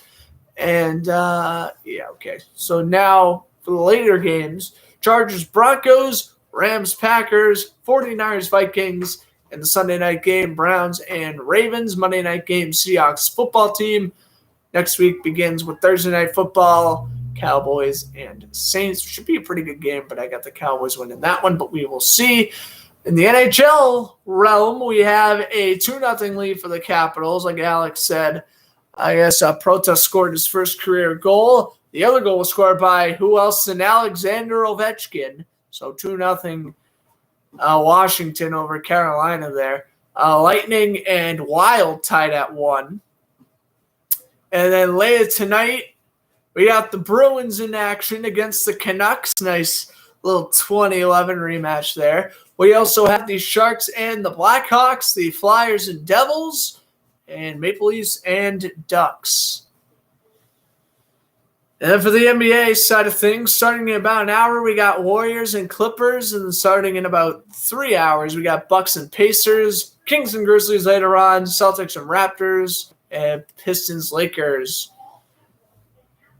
2004 NBA Finals rematch there. And to wrap things up, we got college basketball here. Seton Hall beating Bethune Cookman 84-70. Seton Hall ranked 21st. Florida ranked 23rd, beat Troy 84-45. Fourth-ranked Kansas taking it to Rick Pitino's Iona 73-50. That one, yeah, Kansas ranked number 4 in the country. Yale and Stony Brook on, but I don't got the score for that. DePaul beating Eastern Michigan 33-22. Rider beating South Carolina 27-18. And I guess we'll just go over the important games later on. At 4 o'clock, we have 13th ranked Arkansas going up against Penn. 7th ranked Villanova going up against LaSalle. 10th ranked Alabama going up against the Miami Hurricanes. And then tomorrow, we got a huge game. Virginia Tech going up against Iowa.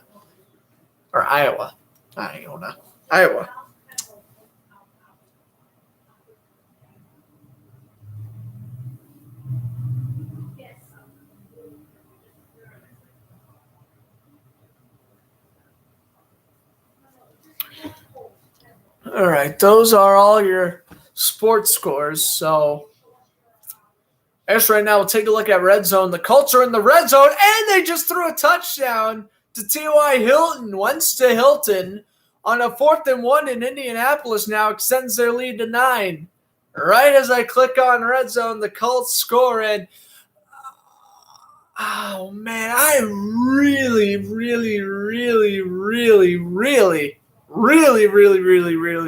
wanted to pick the Colts today. I don't know why I didn't. And it's right now showing that was a stupid idea. The Colts are back. And with a Titan loss? Hey, Colts and Titans still have or do they play each other again? That's a good question. I don't even know. The extra point is good by Badgley, though, 24-14. I'm trying to think. I think they don't. Oh, that's sad. No, they don't. Shucks. I thought the Titans and Colts played each other again, but now they already got their 2 games out of the way. That's a bummer. Anyway, the Eagles driving down the field. So I guess I'll stay on for like another 3 minutes. Basically, whenever this Eagles drive ends, I'll probably just head off because the rest of the games are in halftime. I'll just head back for the second half. Rieger put in motion. Hurts throws. Tipped and almost picked. It was 3rd and 2. Well, 4th and 2. If I was the Eagles, I would go for it here. Michael Strahan got his number retired today. Of course, no one can wear the 92 in New York ever again, but Strahan absolutely deserved to get his number retired. One of the greatest defensive ends ever. Definitely the greatest defensive players ever played for the Giants. And I guess we'll see if the Eagles go for it there on 4th down. They will. At least it's looking like they will. 4th and 2 for Jalen Hurts in shotgun. Hurts takes the snap. He dumps it over to Rieger. That was underthrown. Keenan crossing on the coverage, and well, there you go. All right. So Eagles don't score. Okay, Jaguars are on. Here we go. 3rd and 3. I'll head off after the Jaguars. I gotta stay on for the Jaguars drive. My favorite NFL team. They stink as per usual. Trevor Lawrence throws in at the hands of Marvin Jones. A.J. Terrell on the coverage. 4th and 3, and they're gonna punt. Oh my god. If you're just getting into football, don't become a Jaguars fan. Don't do what I did. It's just a dumb idea. Because they stink. They have Trevor Lawrence, Marvin Jones, James Robinson. The crowd's like 60% full. In hockey terms, you think we're at a Minnesota Wild game. Here's the punt. Out of bounds it goes at 12. At least Logan Cook's a good punter because, you need to be a good punter on a bad team, Jaguars frustrating me. Let me go on my break. I don't want to commentate Red Zone because the Jaguars are just going to make me so upset whenever their game shows on my television. So, we'll head on break now. See you guys at the start of the second half, which should be in about 7 minutes, probably, roughly. Hopefully, I was at least able to fill up about half the halftime. So, all right, guys. See you guys in a few. Don't go anywhere. Second half coming up between the Patriots and the Titans. 16-13, New England leads.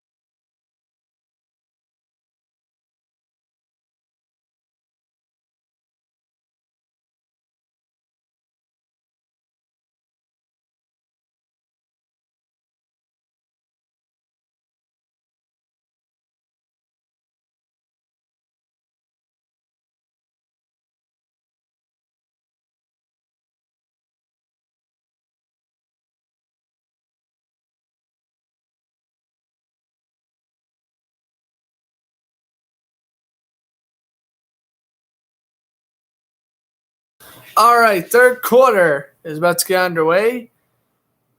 Bailey to kick things, or rather the Titans to kick things off to New England. Here's Ochensky to return, and Ochensky with speed to the left side, a stiff arm to Farley, and he's pushed out of bounds at the 46-yard line.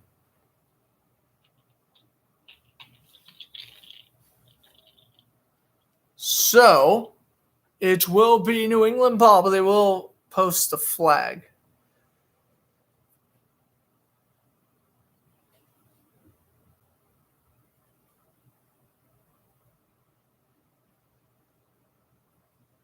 Okay.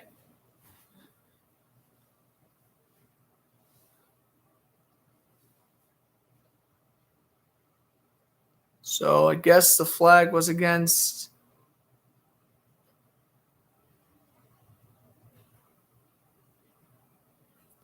the Titans. Now they get the ball at the 48.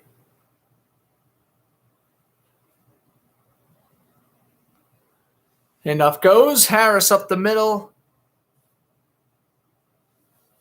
And he only gets a yard. The rushing yards, which is the big X factor of this game, 142 to 23 of the rushing yards.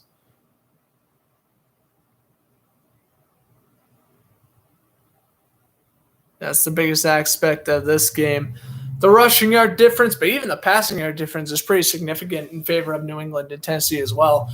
They fake the pitch. Jones throws down the middle. Jonnu Smith to the 28.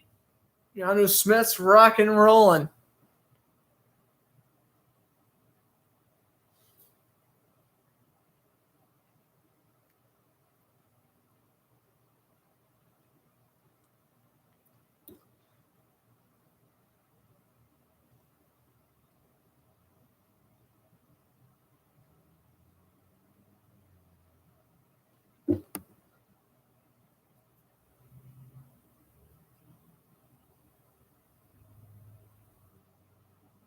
Here's the run. Harris lowers the shoulder all the way down to the 27. So, I mean, really, this has been some pretty efficient running by the New England Patriots. And although they haven't ran a whole lot, they've definitely done their job. Doing a nice job. Just keeping the ball on the ground. Doing what they need to do.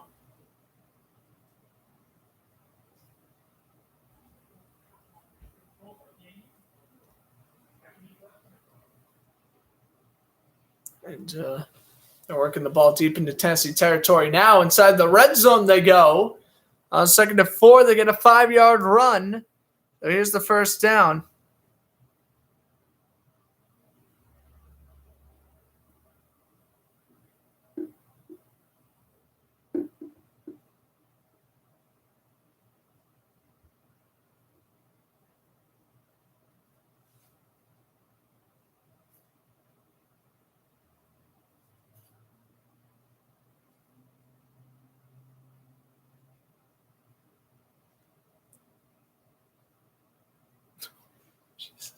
First and 10.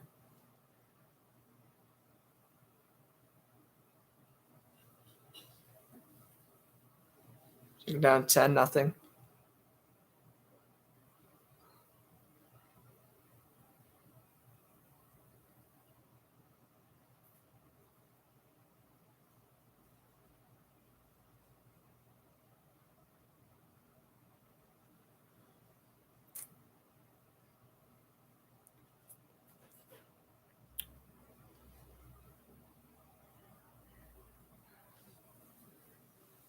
All right, 2nd down 10. Ball placed at the 17. Jones going to throw, and he dropped an interception. Are you kidding? That is a dropped INT for number 53. I mean, that was an easy reads, and he dropped it. That's unreal. Try to see. Who that was. But anyway, 3rd and 10. Man, that should have been a pick for Tennessee, though. Here's Jones. 3rd and 10. Steps up in the pocket. Jones is going to run. Mack slides, and he's hit at the 9. He's hit at the 9, and he does a little... he didn't get the first down. Don't know what he's celebrating about. Wow, run. Look at this. Lowers the shoulder. Boom. What a hit by Buster Screen. But, hey, you're Mac Jones. That's good. You got a 7-yard run. He did a little... Yeah. That was very smooth. Even though he didn't even pick up a first down. He got a 7-yard run. And now we'll get another short field goal from Folk. This one's from 28. He is 3 for 4 on the day. Oh my God, this is going to be his 5th field goal attempt. Surely he'll make this one, barring an announcer jinx. And he does. 19-13. Patriots increase the lead to 6 with 11:13 to go in the third. So they got the ball off a good kick return. Then he... Oh, we got some pushing and shoving at the end of the play. And then there was the flag afterwards. And then they just ran the ball with Harris. Off they went.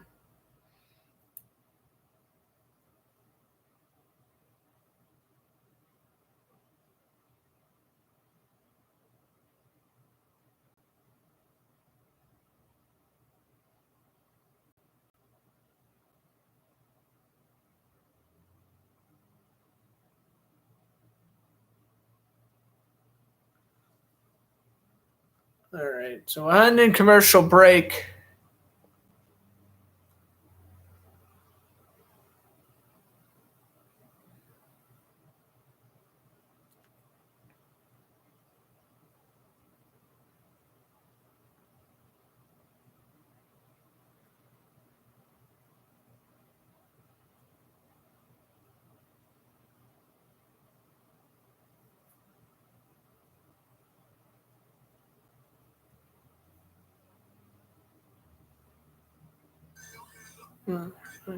Okay. So we're in commercial break. Sorry, I'm just getting sidetracked doing other stuff. Broadcasting got me the focus. So, yeah, they kick a field goal. They're up 19-13. Let's take a look at the NFL scores around the league. Dolphins up 21-10 over the Panthers. Falcons now 21-3 over the Jaguars. Great. And the Texans blow their lead to the Jets. It's 18-14.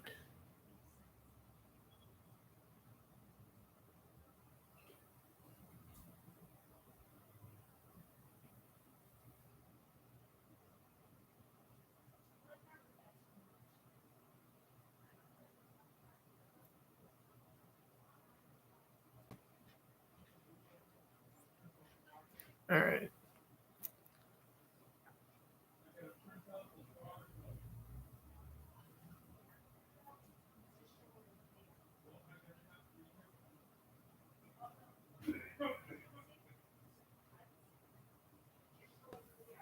So, I don't know why, but I'm losing my voice during this broadcast, too. By the way, most players used this season, excluding the 1987 strike season, the Dolphins and San Francisco 49ers in 2019 and 2020 respectively used 84 different players. The Titans, and that was during the whole season. The Titans so far have used 84 different players. They're 8-3. I think it's remarkable how that's 3 years in a row we have now set the record. Well, I think now last year San Francisco tied the record. I think this year they're going to set the record. I mean, there's still like 5 weeks left in the regular season for Tennessee. They're definitely going to have to use one more player. But they had like 3 kickers and all that stuff on their practice squad. It kind of makes sense.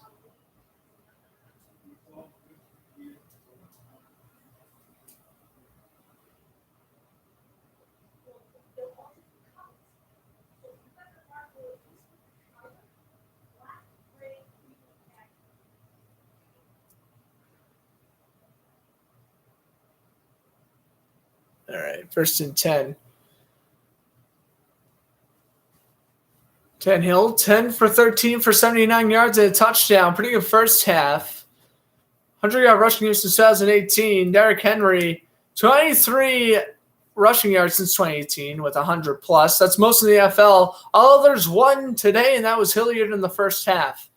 Handoff goes to Hilliard. He's trying to continue his path, and he gets a gain of 5 out to the 25, and it'll be second down.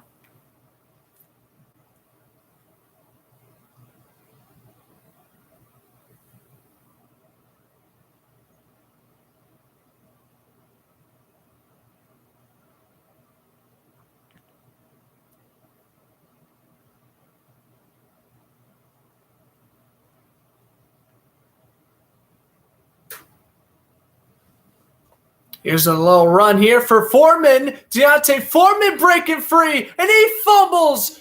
J.C. Jackson forced the fumble, and it's Jalen Mills who recovers. Right when Foreman was just about to break free for about a 30-yard run, J.C. Jackson forces the fumble, and the Green Goblin recovers it, rather. Wow. Forced fumble. Mills got it. Patriots still in front by 6 early third quarter.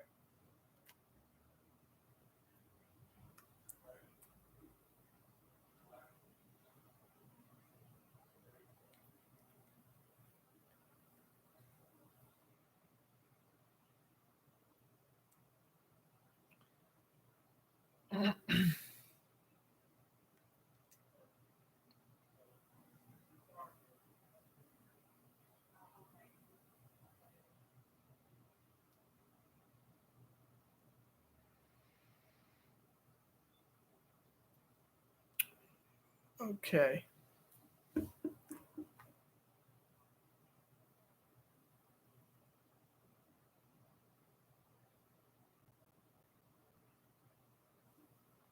Let's see, got any other NFL updates today? 2-1, Wild over the Lightning.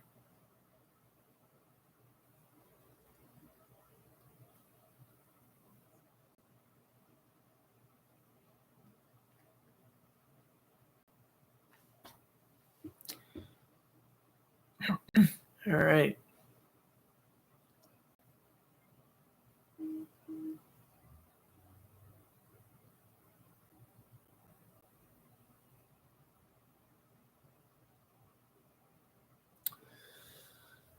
I've just gotten word that the snow from Gillette is coming towards my house. So, well, it's starting to snow here in Massachusetts. It's gotten to that time. We're a few days away from December. Really haven't had any snow yet, so that's good. It was snowing like crazy yesterday in Wisconsin. I was watching the Wisconsin-Penn State game not the Wisconsin. Oh, it was snowing in Wisconsin a few weeks ago, but Michigan. It was the Michigan State and Penn State game, and yeah, it was raining like crazy during that, or raining and then snowing and all that good stuff. Crazy bunch of weather.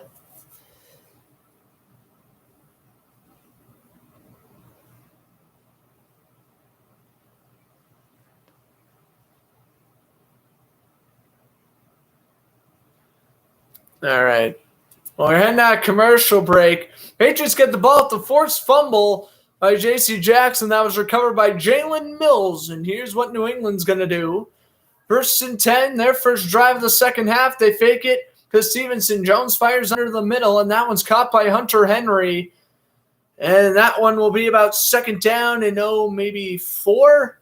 Yeah, Foreman just turned on the afterburners. That's the thing. I cover up the football, my man. He's still young. He's in his 4th year, but he's primarily been a practice squad back. So he's still very new to this NFL system. Not as new as, say, a rookie, but he's still a young man. We'll see what happens there. Henry got 9, and a QB sneak by Jones. Need a yard, got 3. First down, Patriots. Jones has been a very good QB on the sneak this season. Now we got another fresh set of downs for New England with 9.5 to go. And counting in the third quarter. Patriots get out of the huddle. They'll place the ball before midfield.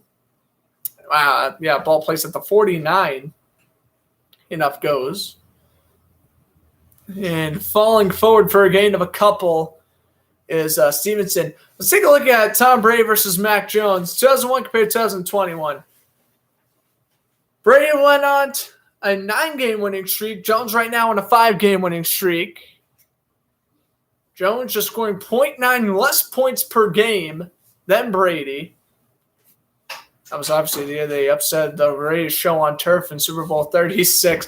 I'm personally, especially someone who lives in Massachusetts, I got to say right now, you got to put aside the Brady-Jones comparisons. You're comparing the greatest quarterback of all time to a guy who's only making his 10th start. But that was a good throw. Incomplete.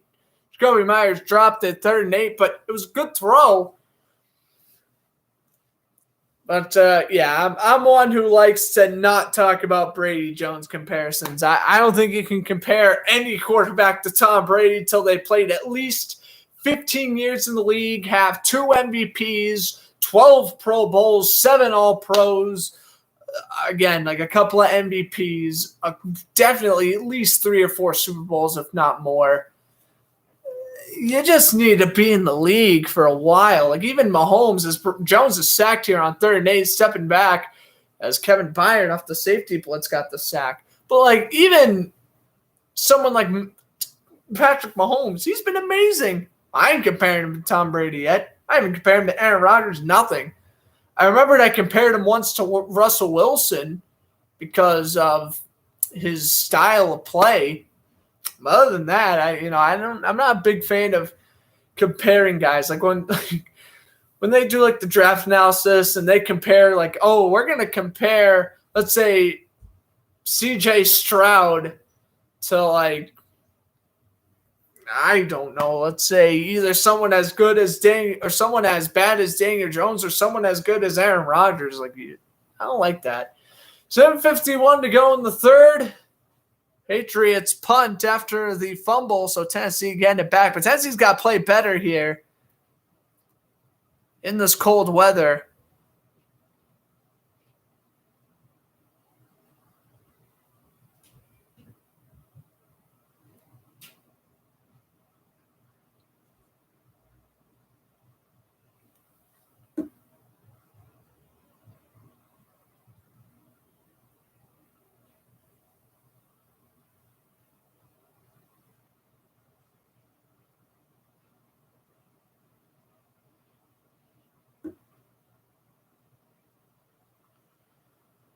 Okay.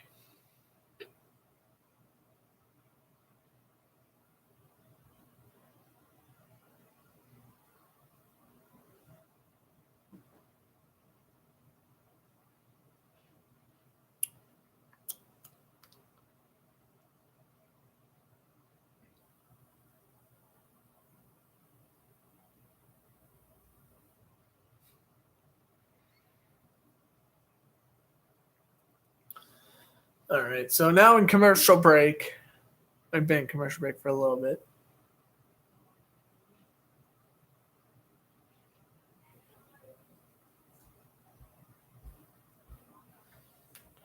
All right, well, if you saw my Instagram post about Cody Kessler retiring, I'm going to take that down because other than Wikipedia, I haven't seen anyone else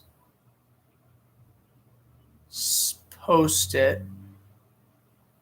So I'm going to take that one down. I don't think it's necessarily wrong, but I just haven't seen anyone else post it. I was relying off of Wikipedia, and I know sometimes, especially doing a post for Wikipedia is sometimes not good.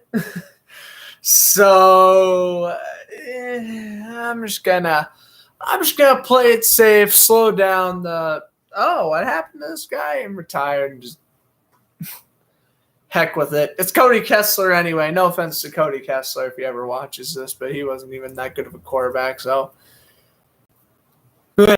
I don't want to keep up a lie, even if it's for a sucky player like Cody Kessler. You still don't want to, obviously lie about a post. But anyway, here's Ryan Tannehill. They fake it. Tannehill's throw is bad at the line. So, yeah, if you're watching and you obviously follow me here on Instagram, I apologize about that. Not trying to confuse anyone about the Cody Kessler news. Not that you guys probably really care, but again, I've seen 2 places he's retired, but one was Wikipedia and one was a tweet from a week ago. So,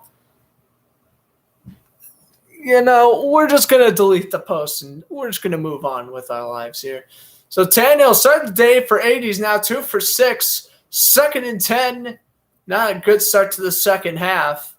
Or really the end of the first half. Tannehill run around. Judon in his face. And he gets Tannehill down after a gain of 3. It's going to be 3rd down and 7 coming up.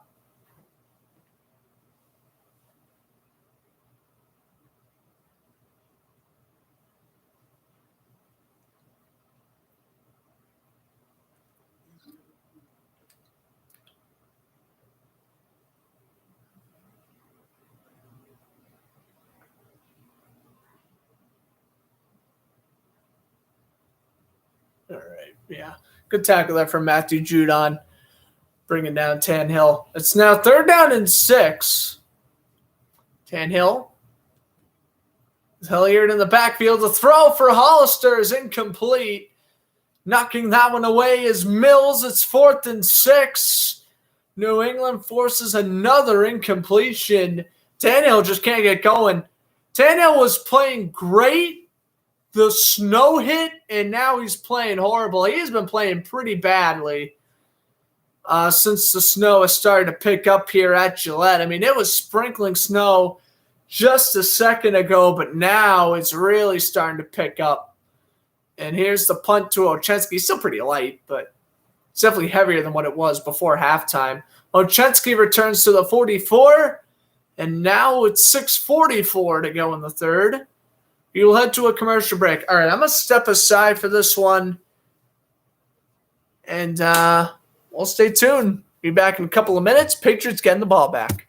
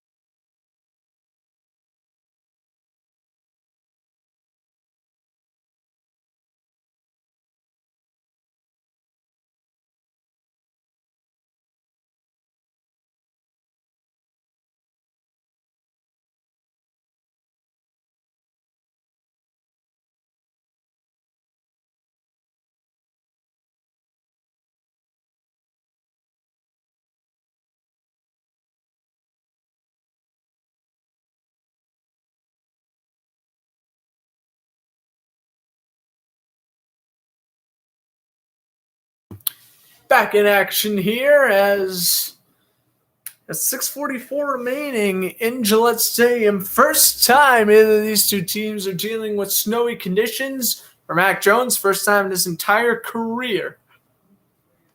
Make it a Harris, 1st and 10. Dumps it over. Jacoby Myers gets the 11 yards and a first down for the Patriots.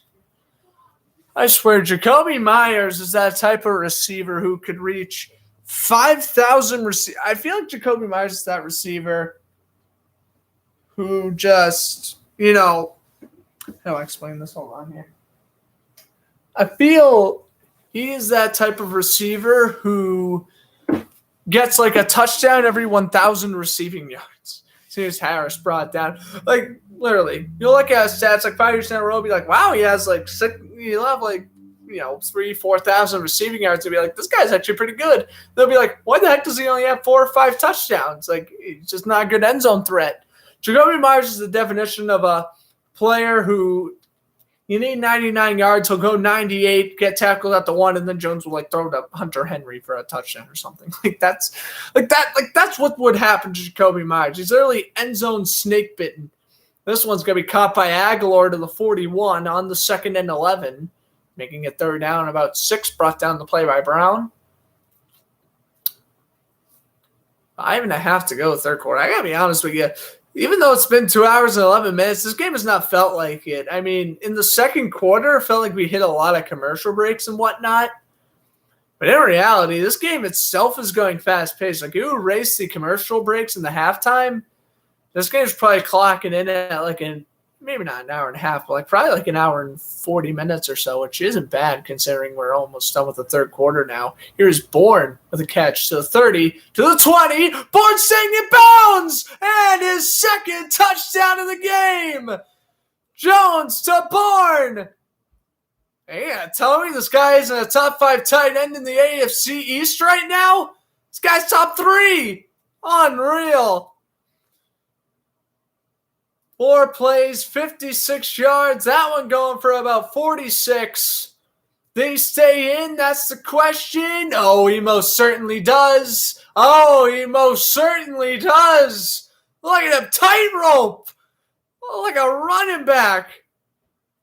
That is unreal. Kendrick Bourne touchdown. Yeah, he stayed in. What a nice touchdown that one was. Okay, so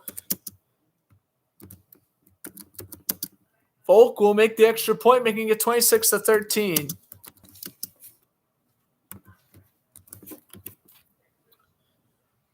Well, Jones just threw short. Bourne's able to get open. He makes the move around Jenkins. Stays in bounds. Gets a block from Jacoby Myers. Tight ropes. Brown can't knock him out of bounds. 6, I guess not 7 after the extra point for New England.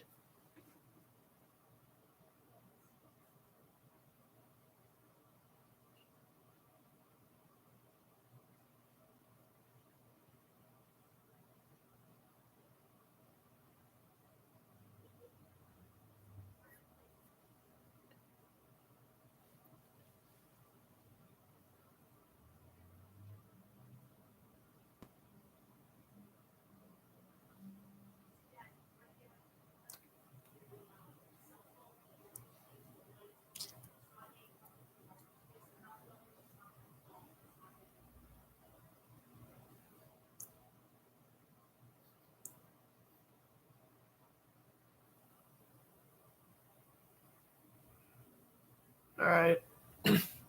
So 26-13. Ready to kick it off here. Bourne's out of breath. He's like, man, I'm just doing my thing. And he is doing this thing. Kendrick Bourne's, he's been a great player. So that's 5 touchdowns on the year for Bourne. The kickoff from Bailey is a touchback. A yard deep. Titans will get it back. I feel like even though Tennessee had the better record, the Patriots have just been the better team. The Patriots have always been the better team since like probably like week 7, week 8. They've probably been better than the Titans. Just Tennessee faced such, really other than the Rams, I feel the Titans haven't really played a great team yet. I guess you can kind of say the same thing about New England. But the thing is, New England's defense is consistently great, where Tennessee's just consistently good. They're the 1 seed in the AFC because Buffalo is underachieving. There's this run. Get a gain of about 6. And this game's not over. It's definitely not. It's still 2 possessions in the third quarter, but when you look at the odds, and when you take a look at Ryan Tannehill's statistic at Gillette Stadium and playing in snowy weather, the odds are not in Tennessee's favor of winning this game. And this is the type of game against New England where you need Derrick Henry. That's why they won that wild card game, because they just fed to Derrick Henry and let Ryan Tannehill be a game manager. They're trying to feed to Hilliard, but other than that long rushing touchdown, it really hasn't worked for him. Like Hilliard right there. Pitch run, get 2 yards, hit immediately by Bentley. It's 3rd and 2. I mean, that's kind of been what Tennessee's been doing all game with Hilliard. He's playing well for what it is, but he's got to try to improve. He's got to continue to try to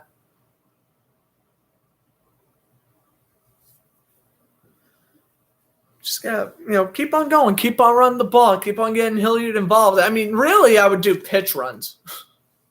Those seem to be their best bet.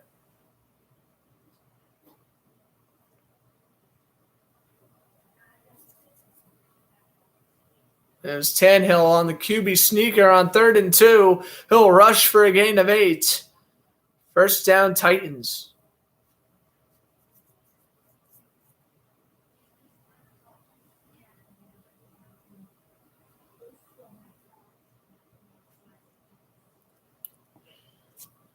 Oh, yeah, Tannehill took the shot from Phillips. That's the first down this quarter for the Titans. Wow. Yeah, they've really struggled since the second half began. They got Foreman as the tailback here, 1st and 10. And Deontay Foreman rips off a tackle, and he'll pick up about 14. First down, Titans. You think we'll win the AFC East? Ooh, Bills or Patriots? It's tough to say because the Bills and Patriots don't play each other until next week. Patriots have a game against the Colts. Bye week, they play the Bills again. So it's going to be very interesting down the stretch. But I like the fact how the NFL are having the Bills and Patriots play the games that ultimately will determine the division. Well, here's the thing. I think when they play in Buffalo, the Bills will win. When they play in Foxborough, I think the Patriots are going to win. Meaning the Bills should win the division based off of strength of schedule. However, Buffalo is facing harder opponents this year. I mean, they both still have games against the Dolphins. Well, no. The Bills play the Jets one more time, and the Patriots play the Dolphins one more time. Those are going to be wins for those two. Patriots beat the Jaguars, which I'm assuming they're going to do. Patriots also play the Colts. Jaguars and Colts have beaten the Bills. I don't really know how it works. I think the Patriots should win the division, but the NFL, for whatever NFL rules, are probably just going to give it to the Bills. But I think the Patriots are a better team, and honestly, with Bill Belichick, I could see them going on a further run in the playoffs. Maybe Bills win and the Bills are playing the Buccaneers, and that's tough to say. I don't know who's going to win yet between Buffalo and Tampa Bay. That's 2 weeks from now. But that's when the Patriots are on their bye week. So, I just let the schedule play out. Is what it is. I guess we'll get a good determination. I think if New England wins in Buffalo, I think that's a legit, okay, they might actually end up being the 1 seed type of game, and that's when I think they can win the division or at least start to pull away if Buffalo loses to Tampa Bay, which at the moment I probably see them doing. But again, that game's not for another 2 weeks from now, so I really can't judge yet. Here's an inside handoff to Hilliard, and he will get 8. And I think the main question, another good question is, okay, I guess technically to answer Hayden's question, I'd say Patriots win the division right now. I guess here's another good question. If Indianapolis continues to beat the heck out of the Buccaneers and the Titans continue to struggle, I think the Colts can eventually leapfrog the Titans and take the AFC South division. Because Tennessee, they still got to play, as this one's caught down the sidelines by Chester, or no, who made the catch? Des Fitzpatrick, his first catch of the game. Tennessee rolling. Nice sideline grab. Tennessee still got games against San Francisco and Arizona. I think they lose those 2 games. And they don't have a game against the Colts. They're going to beat the Jaguars. I think they still got another game against Houston. They'll win that one. I think. I would assume. I don't know. They lost to the Texans last week. So, I don't know. My confidence last week with the Titans, it's all over the place because I think they are a decent team, but they just suck. Like, they lost to the Jets and they lost to the Texans. You can't be taken that seriously as a playoff contender if you're losing to those garbage teams. They had to call Van Noy for neutral zone infraction, so there's 1 second left in the third. And now there's none. Okay, so end of 3. Patriots are up by 2 possessions, but the Titans are in the red zone. Potentially trying to make it a 6-point game. We'll see what happens when we come back. 4th quarter, getting ready.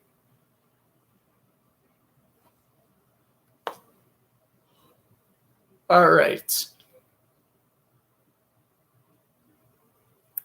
Dolphins being the Panthers. 27-10. Sucks. I picked I don't know why I picked the Panthers. Because I was literally saying to myself when I was predicting these games, I was like, why do I had a weird feeling Miami was going to win. And think about it this way. Miami, who started the year off 1-7, thanks to their weak schedule, are now 4-7 with the win today, which looks like they will win 5-7. If they run the table, they go 10-7. They're not gonna be better than New England or Buffalo, but they could sneak into the playoffs as a wildcard team. I don't know though. I mean, you think about it this way. Well, the Steelers today showed that they definitely don't deserve to be in the playoffs. The Browns are another team who has a good record, but all their wins came against easy opponents and the Bengals. But the Bengals are currently beating up on the Steelers. I think the Bengals are legit. Obviously, Baltimore's still in that division, which is awesome. They're going to make the playoffs, no problem. I don't know. But Antoine Winfield Jr. just got a pick against Indianapolis, trying to keep the Bucs involved in that game.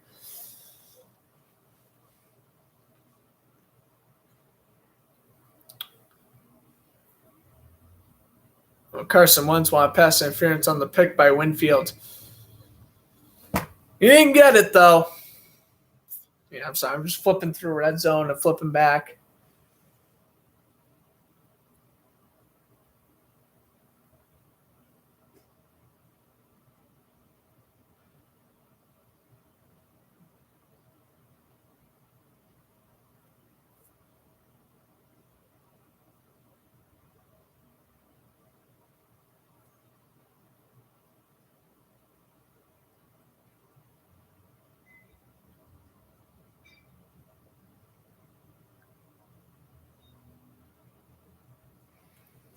All right. We head in the 4th quarter. Here's the handoff. Foreman will take it on the 1st and 5 for a gain of 4, 2nd and 1. Tennessee must score. I think if for whatever reason you go to 4th down, I think you go for it on 4th down.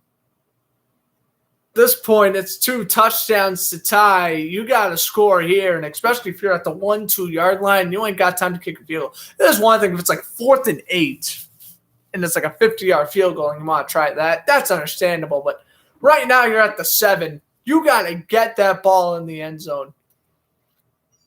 I think you just got to hope the offense slows down for New England, but right now I don't think it will. Here's a handoff. Foreman up the middle. Need a yard. Got 3. 1st down, Tennessee.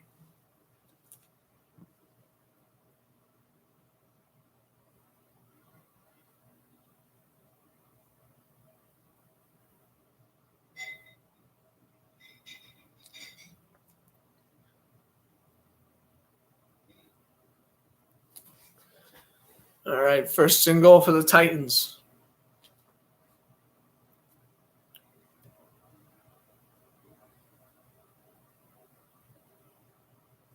Tannehill put in motion. Enough goes. Foreman takes it to the left end. He's brought down at the 4, second and goal.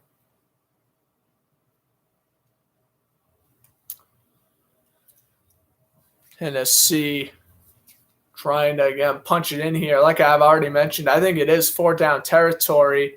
They're going to place Jalen Mills to the far left. Covering to be determined. Oh, no one. They just got 3 tight end bunch set. To the left. Oh, and now they audible out of their original formation. What a weird setup this was for Tennessee. Second and goal. Tannehill's going to roll it to the right. Throws. Back of the end zone for Hollister. Knocked away by Van Noy. It's third and goal. That was a weird setup for Tennessee.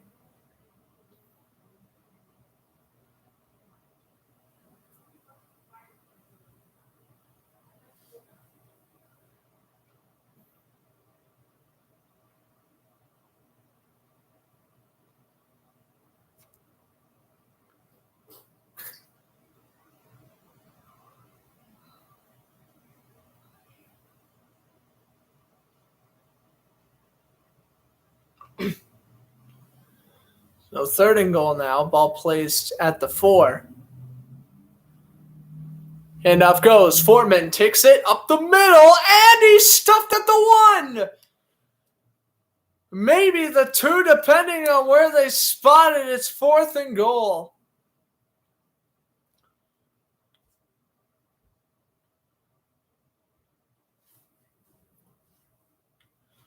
And like I mentioned, they're obviously going to go for it. They're going to bench, or they're going to substitute out Foreman. Here we go. This can determine this game. Fourth and goal. Tannehill fires. Rolling out. Back of the end zone. Tip pick. J.C. Jackson. Interception. They finally got a turnover. Well, an interception off Tannehill. They got the pick. And with 12 minutes to go, they take over on downs. 26-13, New England still in front.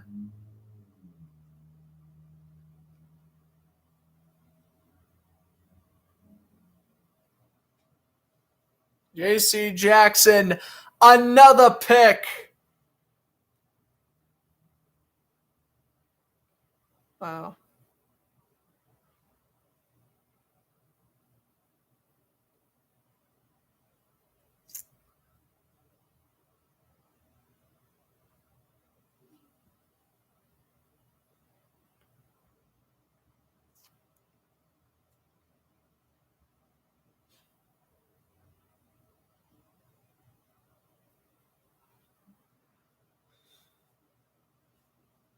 All right, so interception by J.C. Jackson.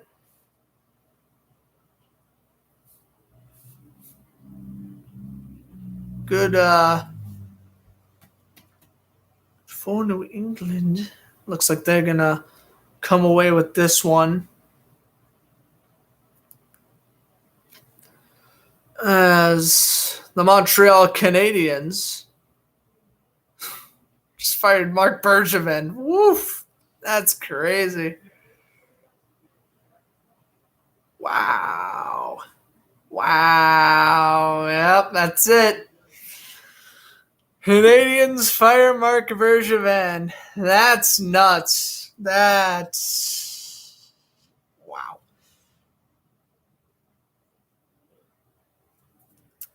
That's crazy, bro. All right.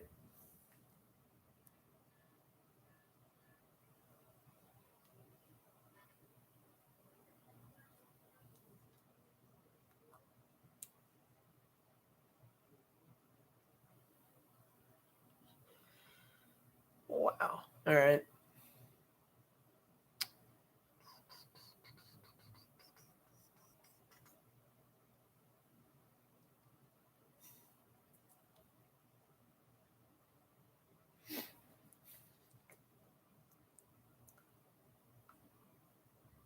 Oh, what? I just realized something.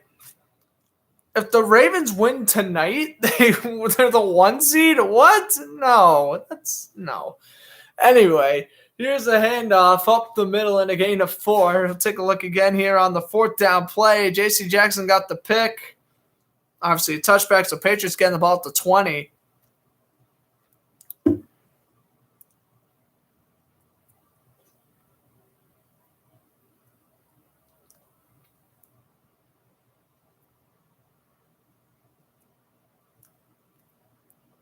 Now 2nd down and 6.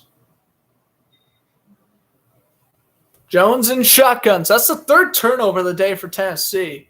Jones will throw. That one's caught. Bourne with a gain of 4, and it'll be 3rd down and 2. Right, let me go post the Mark Bergevin news here. That's insane.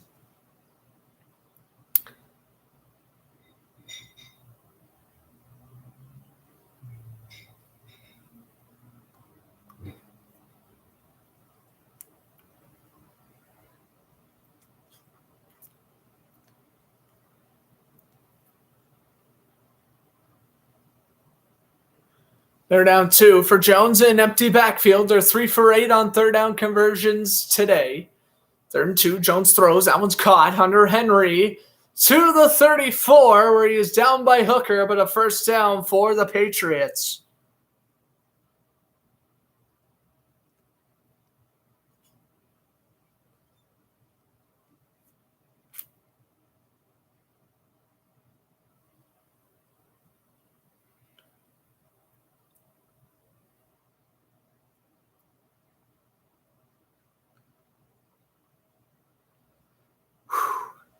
Montreal. Man, we had some huge news today in sports. Here's the handoff to the 41. And getting a gain of 6 to Stevenson. So, yeah, now Montreal, I'm looking at my phone. Now New England's just trying to basically just hold on to this game. Score some more points if necessary, but in reality,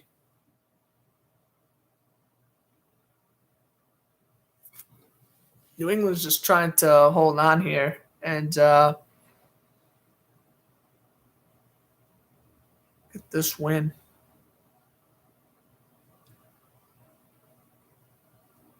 There's another handoff here on the 2nd down and 4. A big run for Stevenson to the right side, and he got a 1st down and much more.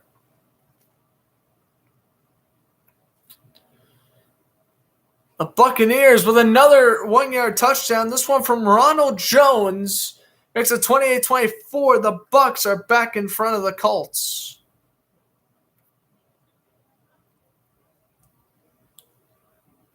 Okay. It will be 1st and 10. Ball placed at the 49. Handoff goes. Breaking up tackles. Oh, and a nice run by Stevenson. Oh, he gets 20 on a run that looked like it was just going to get about 6. He is bulling over defenders. I'll tell you one thing. New England, you should be getting flashbacks to LeGarrette Blount. Look at this guy. Lowers the shoulder, delivers a late stiff arm. I mean, I know Tennessee's getting tired, they're cold, they want to go home, but they're playing for that 1 seed, and they are not looking like it today. Ramondre Stevenson playing incredible right now. Jenkins is hurt, and he's down.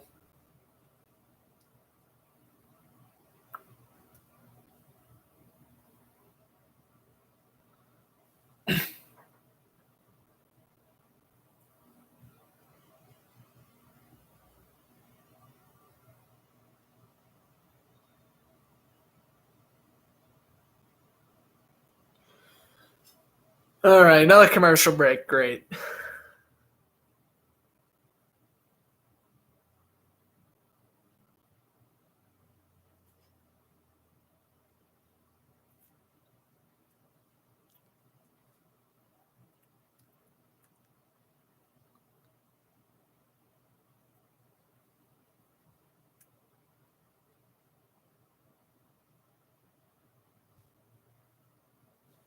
Yeah, I'm shocked that Montreal got rid of Bergevin so quickly. That's crazy. That is crazy.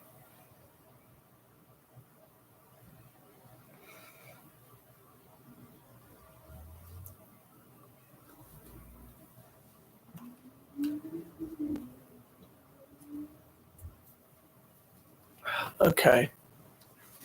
Well, we have an MLS game on right now. Or no, not an MLS, but SKC versus RSL 0-0, 19th minute. Napoli beat Lazio 3-0 at half. Yeah, Bucks just took the lead over the Colts. The Dolphins have a 30-10 lead over the Panthers. Picked the Texans over the Jets, so I'm really hoping Houston could come out and win that one. 41-3. Oh my God, Cincinnati is just crushing, just absolutely crushing the Steelers. This is nuts. This is nuts.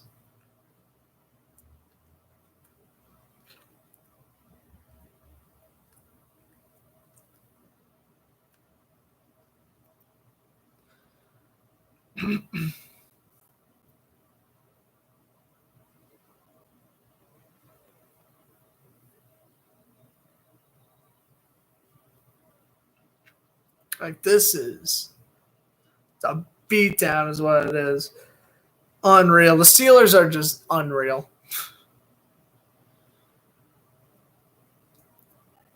They suck this year. All right, here's the handoff, and losing a yard is Stevenson.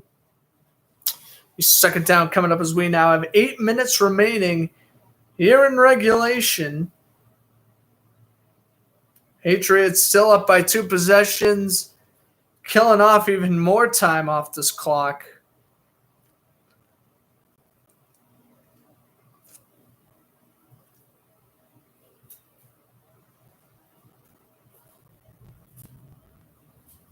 Here's the second down 11. Jones steps back under pressure, and down he goes. That'll be a half sack for each. Naquan Jones was one of them, and the other one getting involved with the sack was 50, was that? That would be Derek Robinson. Okay. So Robinson and Jones getting half sacks, 3rd and 21.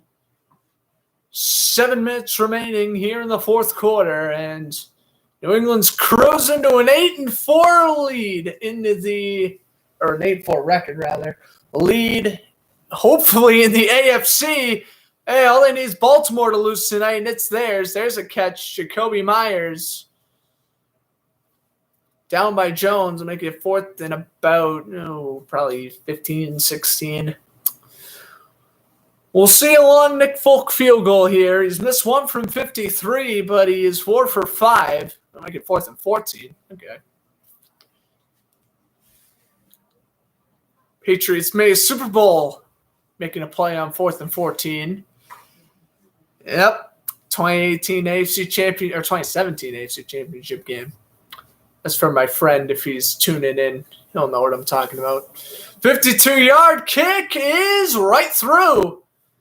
29-13. And the Patriots still 2 possessions, but Titans need touchdowns and 2-point conversions.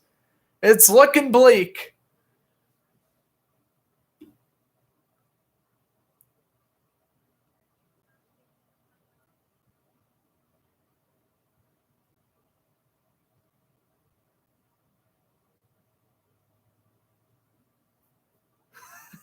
Oh, yeah, you saw it. Okay. All right. So, 29-13. 6:09 to go, fourth quarter. Titans, again, they can come back, but they need touchdowns, 2-point conversions. This would have helped if Randy Bullock could make field goals back in the first quarter. And this is what I'm talking about. If the Colts can come back and beat Tampa Bay, they have a 1-game difference And, of course, if the Patriots hold on to win, which it looks like they will, they're 8-4. They surpass Buffalo. They lead the AFC if the Browns defeat the Ravens tonight, which, personally, I don't think that's going to happen. But, we'll at least us in Massachusetts will be room for Cleveland today. Me too. I don't know. It's not that I never disliked the Patriots. I just liked other teams more than them, but I've really started to like Mac Jones a lot. And just maybe it's just the fact that Tom Brady's not there anymore. Like, ever since the Buccaneers acquired Tom Brady, I've started to not like the Buccaneers as much, and now I'm starting to like the Patriots way more than like I ever did before. So I don't know. But anyway, 25-yard line. Let's see, 3 timeouts. I have committed 3 turnovers. Tannehill will dump it over for Hilliard, and that could have been dangerous, tipped off the hand. And, basically it comes down to this. If Tennessee turnovers the ball or even a turnover on downs, this game is over. Even a field, they wouldn't even attempt a field goal here anyway, but they need touchdowns in the worst way. And, again, extra point does you no good. It'd be 29-20. You got to go for 2. Fissner put in motion. Tannehill in shotgun with Hilliard to his left. Takes a snap. Tannehill pump fakes. Is hit as he throws, and it's incomplete. Fissner was the closest one to it. And it's 3rd and 10, and that was pretty good pressure there by Jerome Bentley. Look at this. Yeah, Bentley, the one who swatted it loose, hit his arm. Arm was moving forward. Got the tuck rule going on. Not quite. 3rd and 10. Incomplete pass. Just under 6 to go. Clock will now run as Tennessee enters the huddle.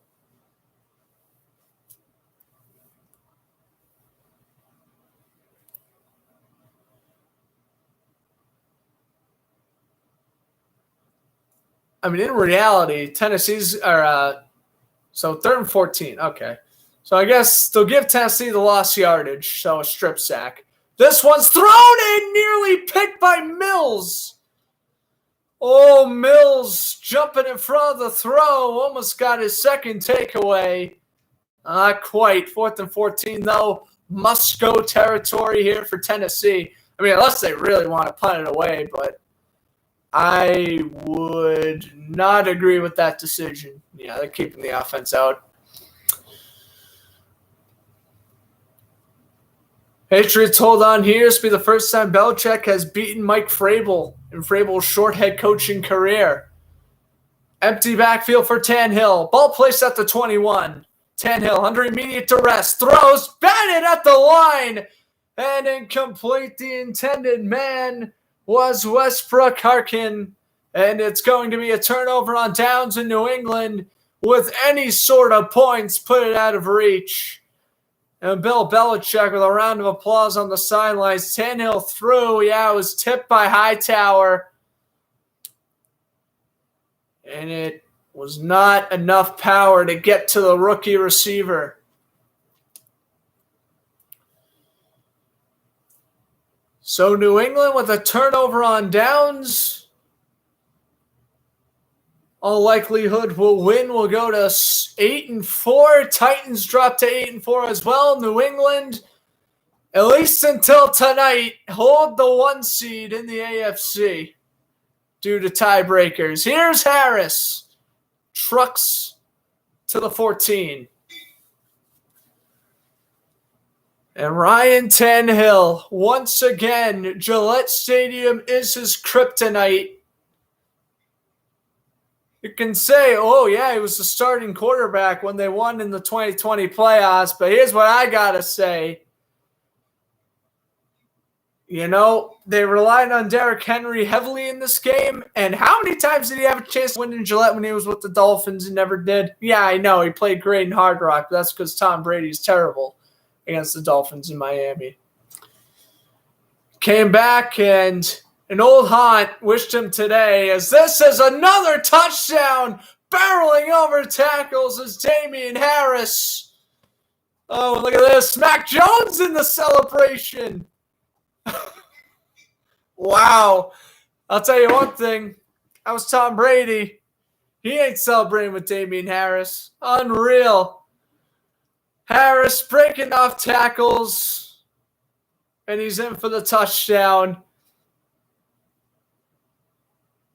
Ladies and gentlemen, boys and girls, children of all ages, the New England Patriots are back. And if you're in the AFC, you better hope you don't go through the cold fines of Gillette Stadium. This is Goodbye Folk, 36-13.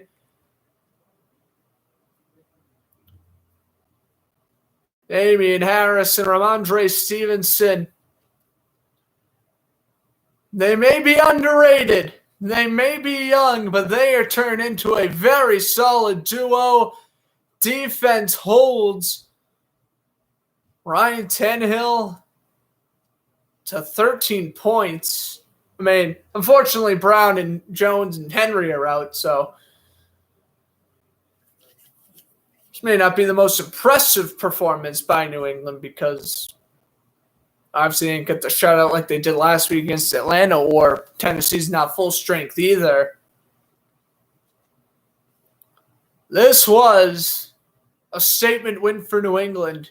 And if you weren't taking New England seriously after the Cleveland game, I don't even know what's wrong with you. Like, Cleveland was their statement win that they deserve to be in the playoffs. But this was the game where they showed, oh, they could be a top seed in the AFC. And again, with the Bills struggling and with the Bills still having to play Tampa Bay, New England can finish in the top two. Now, this is interesting. Baltimore's still up there. Cincinnati won big today. Obviously, the Chiefs and the Chargers are fighting it out in the AFC West. The Raiders won on Thanksgiving. They're still up there as well. I guess even Cleveland has a decent record still. Not that they would finish the 1 seed or the Raiders or anything like that, but you know, this AFC is loaded this year. I feel like the AFC over the past couple of years, it's really loaded up. Titans, Colts in the South, Patriots, Bills in the East. In the West, you got Chiefs and Chargers and Raiders. And I guess the Broncos have a 500 record. But I'm not counting Denver, okay? I really think Denver's fraudulent. Just get them out. I don't even think the Raiders are that good. But at least the Raiders did just beat the Cowboys in a really good game. So I'm kind of showing more respect with them. And here it is, Kevin Hogan. That's right. Like I said, Logan Woodside's placed on the COVID list. So Kevin Hogan making his first career snap in an NFL game since 2017, back when he did it with the Browns. Oh. Yep, well, here he comes. And like I said, Titans also got Deshaun Kaiser to their practice squad yesterday. So here we go. Kevin Hogan. Y'all want some Kevin Hogan information? Drafted by the Chiefs in 2016. Played with the Browns in 2016-17. Got released by Cleveland at the start of the 2018 preseason. Played on Denver. Was on the Denver practice squad till 2019. And then was on the Bengals practice squad last year. And is now, well, at least until Logan Woodside comes back, the backup on the Titans. He'll probably end up being the third string. Probably once Woodside comes back, he'll be demoted to the practice squad, and they'll just release Deshaun Kaiser. At least that's what I think they're going to do. Foreman got a yard gain, 2nd down and 9. He hasn't thrown a pass in 4 years. 2nd down and 9. Will we see a Kevin Hogan pass? No, we're going to see it looks like it's going to be a run, and it will be a run.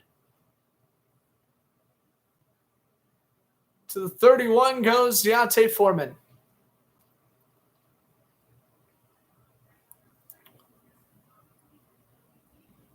Third down and 4. Coming up here for Tennessee.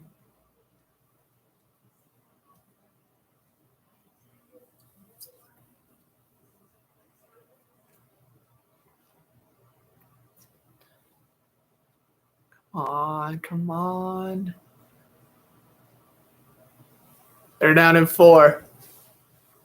Another handoff. Foreman. Oh, got the first. Down to the 43. I think we're interested in seeing a Kevin Hogan 67-yard touchdown. I think that's what the people want to see right now.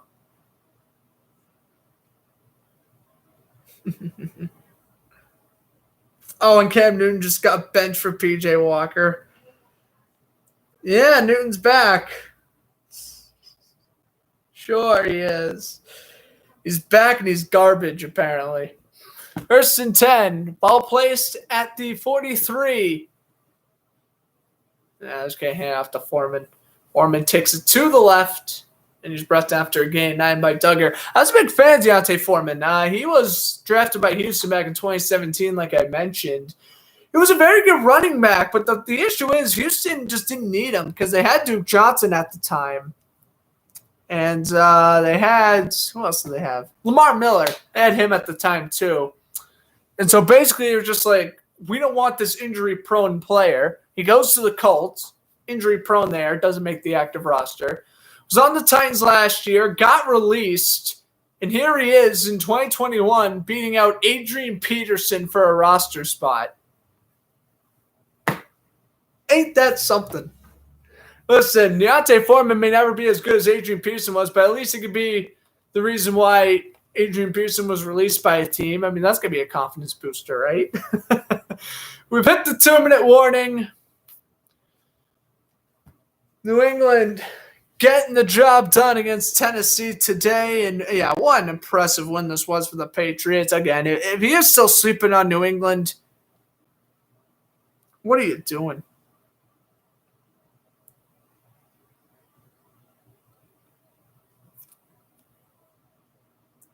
You can't be sleeping on New England anymore. They're back. I knew it. I think a lot of football fans knew it. They just didn't want to admit it. The Patriots are back, and they never really left. I mean, yeah, they didn't make the playoffs last year, but again, that's due to COVID opt-outs and them having to rely on an injured Cam Newton, who, as we can see, really isn't that good. He is now 0-2 in his return with the Panthers, and he just got benched today in a loss to a team who's 4-7. So, really, I don't think Cam Newton was necessarily bad on the Patriots. I just think he's just washed. That's the issue. And obviously, Jared Stidham. Yeah, Jared Stidham. No, he wasn't. He wasn't going to do anything. They needed a draft to QB. They wanted Fields originally. They get Mac Jones. They work with what they got, and what do you know? Mac Jones right up there neck and neck with Jamar Chase for Rookie of the Year.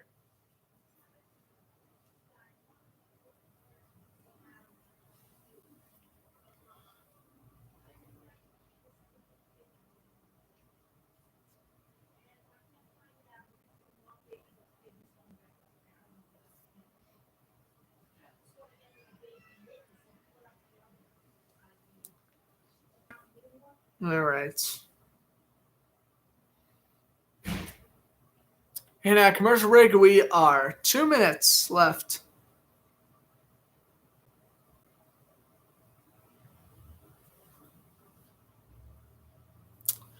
And at commercial break, Tennessee may just take a couple of knees to end this game as quick as possible, and I don't blame them.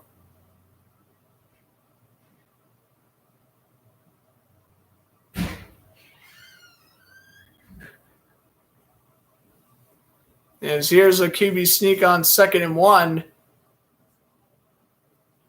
First down, Kevin Hogan. Oh boy. Hilliard and Foreman, 240 yards rushing. But it doesn't matter because they still lost by 3 possessions, and they're still, even Tannehill had a couple of rushing yards in this one. But overall, just wasn't the day for the Titans, and they are going to drop to the Patriots here. Enough goes up the middle, lunging forward and getting 3 is the fullback Blazing game.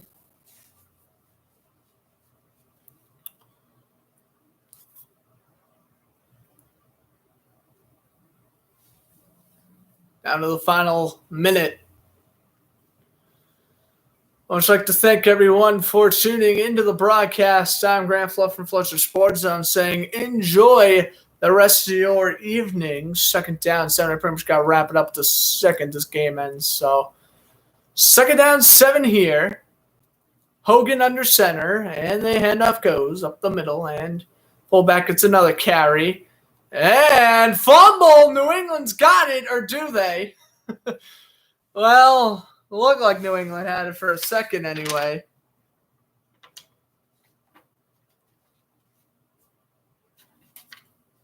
Let's see. Van Noy punched it out. That was recovered by Tavari, the former Lion. This might be a fumble. And it is. So Patriots recover the fumble. And they're going to have Brian Hoyer come out, take a knee, and conclude this one. That's 4 turnovers on the day for the Titans. Not going to win with 4 turnovers and 13 points. And today proved just that. So we got Brian Hoyer in the game.